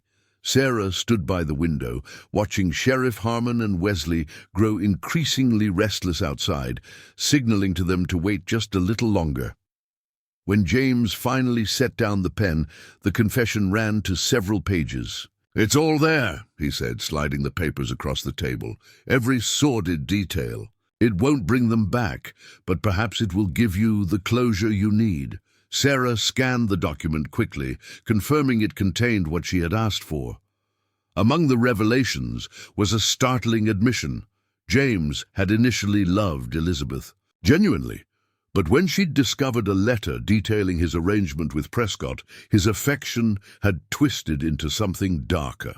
He'd convinced himself that eliminating her was necessary, a sacrifice for the greater goal of reclaiming his family's position. And Elizabeth's inheritance, the shipping business? Sarah asked. With both Elizabeth and I dead, it reverts to her next of kin. James grimaced. Most likely Wesley, ironically enough. He'll get what he wants after all. Sarah folded the confession carefully, tucking it inside her dress. Then she placed the vial of laudanum on the table. There's enough here to ensure you won't wake. It will feel like drifting to sleep. James took the vial, studying it thoughtfully. You're giving me a cleaner death than I gave my victims. Another way you prove yourself a better person. This isn't mercy, James, Sarah replied, softly. It's pragmatism. Your death by shootout would only create another cycle of violence and retribution. This way it ends quietly. He nodded, understanding her reasoning. One last question, sister. After this is over, after I'm gone and the trials conclude, what will you do? Sarah had asked herself the same question countless times these past days. Begin again, she answered simply. Somewhere new. Somewhere the Daniels name means nothing. Run from your legacy. James raised an eyebrow. Create my own, Sarah corrected, on foundations of truth and compassion, not vengeance and greed. James considered this, then raised his glass in a final salute. To new beginnings, then. May yours be happier than mine. He uncorked the vial. You should go now. Tell them I'll be out shortly to surrender. It will give me time. Sarah hesitated at the door. Goodbye, James. Her brother's smile held genuine warmth for the first time in years. Goodbye, little sister. Remember me as I was, not as I became. Outside, Sheriff Harmon and Wesley waited impatiently. Well? Wesley demanded. Is he surrendering? Sarah nodded, the confession secure against her heart. He's agreed to come out peacefully. He's just putting his affairs in order. Sheriff Harmon studied her face carefully, perhaps sensing what she had done, but asked no questions. We'll give him 10 more minutes, then we go in, regardless. Those 10 minutes stretched into eternity for Sarah.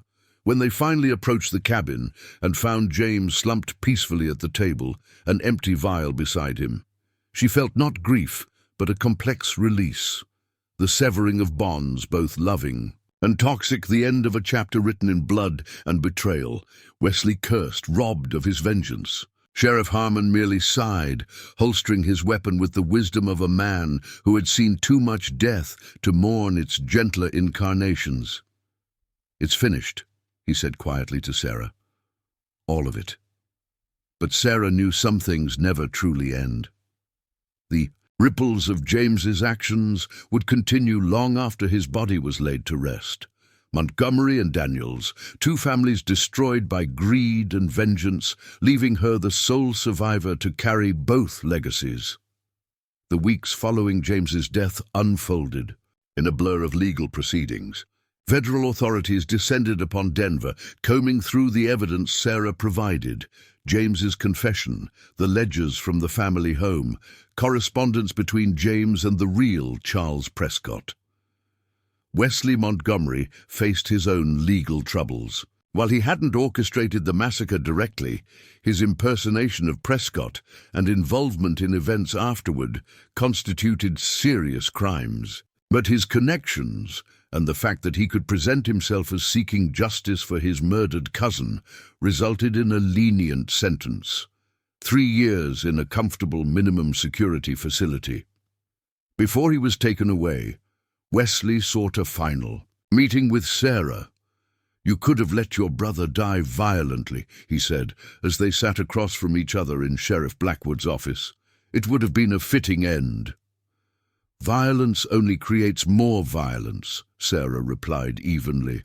"I've seen enough to last several lifetimes." Wesley studied her with grudging respect. "The Montgomery-Daniels feud consumed 3 generations. My grandfather and your grandfather began as business partners before the first betrayal. Now you and I are the last ones standing." Sarah met his gaze steadily. "The feud ends with us." "Does it?" Wesley's smile didn't reach his eyes. "You have the Daniels inheritance, those clean assets your brother mentioned. I'll eventually have the Montgomery shipping interests. When I'm released, our paths may cross again. Not if I have any say in it," Sarah responded firmly. "Your inheritance is tainted with blood, so is mine. I plan to use whatever comes to me to make amends where possible." Wesley leaned back, genuinely surprised. "Amends? How exactly does one make amends for a massacre? By ensuring the victims aren't forgotten. By using those resources to help others, not for personal gain." Sarah stood, signaling the end of their conversation. "Goodbye, Wesley. I hope your time in prison gives you perspective on what truly matters." His cynical laugh followed her from the room. Daniel's passion for moral superiority. Some family traits do persist, it seems.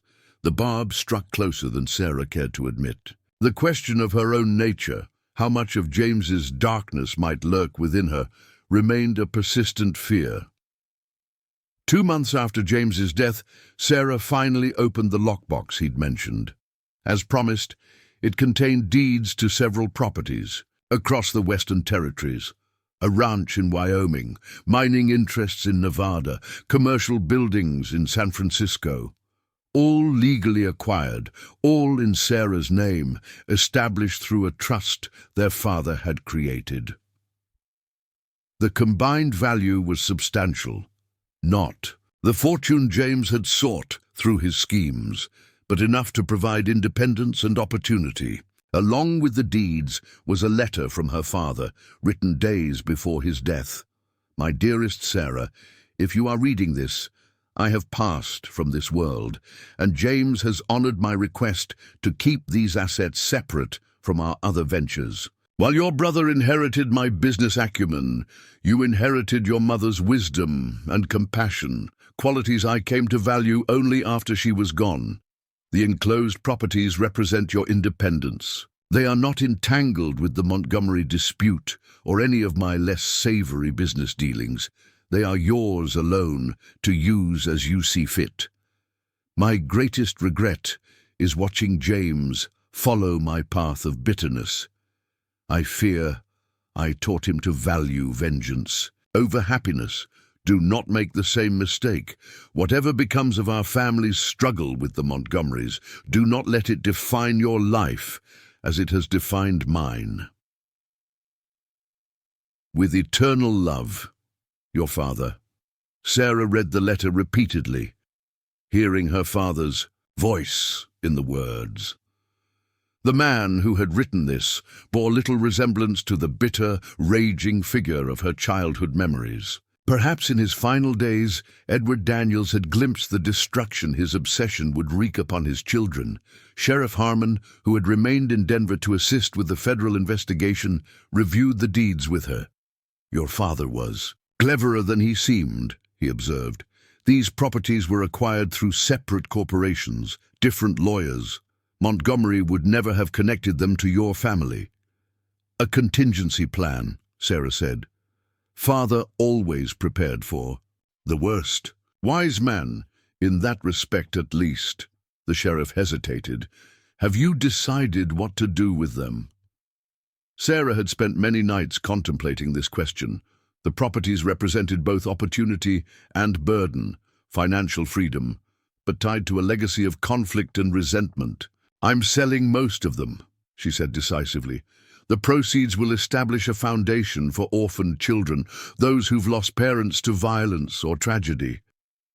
She thought of Elizabeth's unborn child, of the lives shattered by her brother's actions.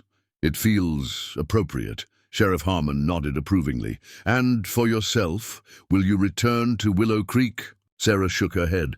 There are too many ghosts in these territories. I've booked passage to London. A distant cousin of my mother's lives there. The only family connection untainted by the Montgomery-Daniels feud. Running away? The sheriff's. Her tone held no judgment, only concern.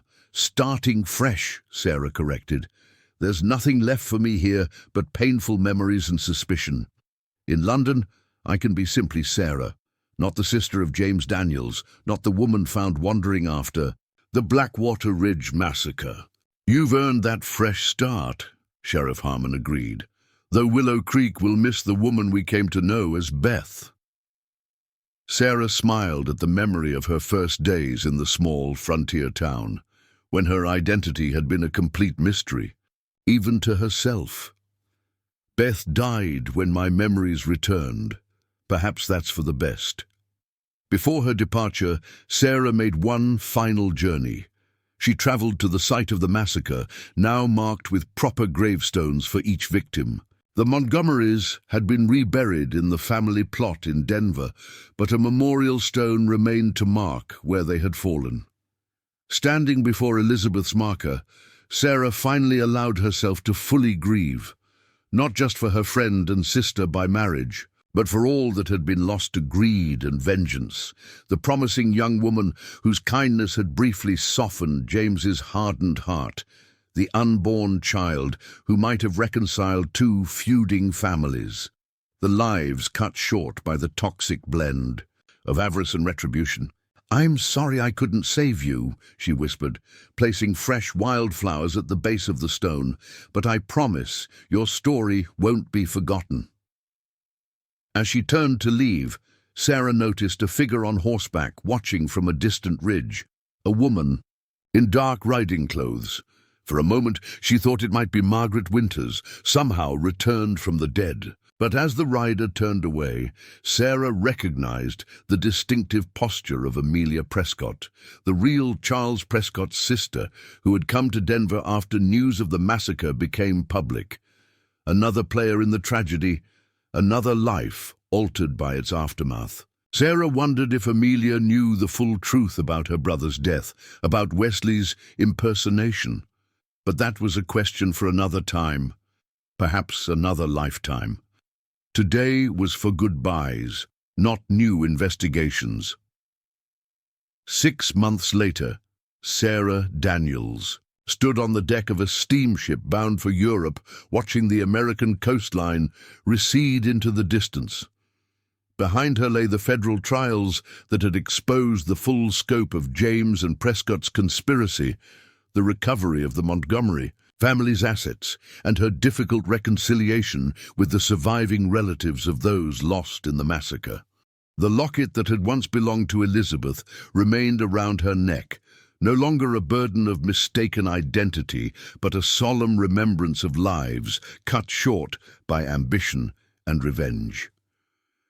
From her valise, Sarah withdrew a letter received just before her departure. A brief note from Sheriff Thomas Harmon. Miss Daniels, word reached Willow Creek of your imminent departure for London. I trust this letter finds you well and at peace with your decision to seek new horizons. I sometimes think of that day when Eli Jenkins brought a young woman with no memory to our small town. Who could have imagined the truth that would eventually emerge? Yet through darkness, you found your way back to light, not the person you were before perhaps, but someone stronger for having faced the shadows within your own family. The cabin at Blackwater Ridge has been dismantled, its secrets buried with the past. Sometimes that's the only way forward, to acknowledge what happened but refuse to let it define what comes next. May your journey bring you the fresh start you seek. Remember that Willow Creek will always welcome you should you ever wish to return. With highest regard, Thomas Harmon. Sarah folded the letter carefully, returning it to her valise. The sheriff was right. The journey forward required acknowledging the past without being imprisoned by it. James had chosen to chain himself to vengeance, allowing it to corrupt everything he touched. She would make a different choice. As the coastline vanished into the horizon, Sarah removed Elizabeth's locket from around her neck. For a moment, she held it in her palm, feeling its weight one last time. Then, with a single fluid motion, she cast it into the depths of the Atlantic. Not to forget, but to release. Not to deny her family's darkness, but to step into her own light. The silver locket disappeared beneath the waves, carrying with it the final physical reminder of the Wagon Massacre and its aftermath. Sarah Daniels turned her face toward Europe, toward a future unburdened by false identities and family vendettas. Behind her, America receded, a land of opportunity and brutality, of new beginnings and tragic endings. Before her stretched the unknown, frightening in its vastness but exhilarating in its possibilities. For the first time since waking with no memory on that blood-soaked trail, Sarah felt truly free. Not because she had forgotten, but because she had remembered everything and chosen to write a different story. 15 years later, a well-dressed woman walked through the streets of London, her golden hair now threaded with silver, her blue eyes carrying the wisdom of difficult experience. Sarah Daniels, now Sarah Barrett, following her marriage to a kind British physician, had built the life she'd once thought impossible. The Daniels Foundation for Orphaned Children had grown from her initial investment, now operating homes across America and expanding into Europe. Her husband, Dr. William Barrett, had been instrumental in establishing medical care for the Foundation's charges. On this particular spring morning, Sarah was visiting the newest London home, a stately building converted from an old manor house. As she toured the facilities, a newspaper caught her attention. The headline announced the death of Wesley Montgomery, who recently returned to America after serving his sentence and rebuilding the Montgomery shipping empire. The article mentioned his complicated legacy and controversial business practices, diplomatic language for a man who had never truly abandoned his ruthless approach to commerce. What it didn't mention was his connection to the Blackwater Ridge massacre, that history had been carefully buried through financial influence and the passage of time. Sarah set the paper aside, feeling a strange sense of closure. With Wesley's death, The primary architects of the tragedy that had defined her early life were all gone. James, Prescott, Wesley, each had pursued wealth and power, each had employed violence to achieve their ends, and each had ultimately failed to find peace. Mrs. Barrett, a young woman approached, clipboard in hand. The children are ready for their reading lesson, if you'd like to join them. Sarah smiled, leaving the newspaper and its ghosts behind. I'd be delighted. In the bright, airy classroom, 24 children gathered around as Sarah opened a book of frontier tales. As she began to read, she noticed a girl of about 10 watching her intently with keen blue eyes that seemed strangely familiar. "What's your name?" Sarah asked during a pause in the reading. "Elizabeth," the child answered shyly. "I was named after my grandmother." Sarah felt an unexpected chill. "And your last name?" "Montgomery, ma'am." The girl straightened proudly. "My father says we come from an important American family." Time seemed to freeze as Sarah processed this. Revelation. Elizabeth Montgomery, a name that had haunted her for 15 years, now reborn in this child. Was it possible? Could this girl be a descendant of some distant branch of the Montgomery family? "Your grandmother was named Elizabeth?" Sarah asked carefully. The girl nodded. "She died before I was born, in America. My father doesn't talk about it much, says it makes him too sad." Later, after the reading lesson, Sarah discreetly inquired about the child's background. Elizabeth Montgomery had arrived at the home 3 months earlier after her father's death from consumption. Her mother had passed years before. No other family had come forward to claim her. That evening, Sarah discussed the situation with her husband. "It can't be a coincidence," she insisted. "The name, the age, the connection to America, there must be a link to the Montgomerys I knew." Dr. Barrett, ever practical, urged caution. "Even if she is connected to that family, what would it mean?" "The feud ended 15 years ago, Sarah. You've built a new life." "I know," Sarah agreed, gazing out at the London skyline from their townhouse window. "But I can't help feeling this child has been placed in my path for a reason. As if the story isn't quite finished." The next day, Sarah returned to the orphanage with a decision. The paperwork would take time. The process would be complicated, but her mind was made up. Elizabeth Montgomery would not grow up without family and would not be defined by the tragic history of her bloodline. As Sarah signed the initial adoption inquiry forms, she thought of her brother's final words about family traits running deep. Perhaps he had been right, but not in the way he intended.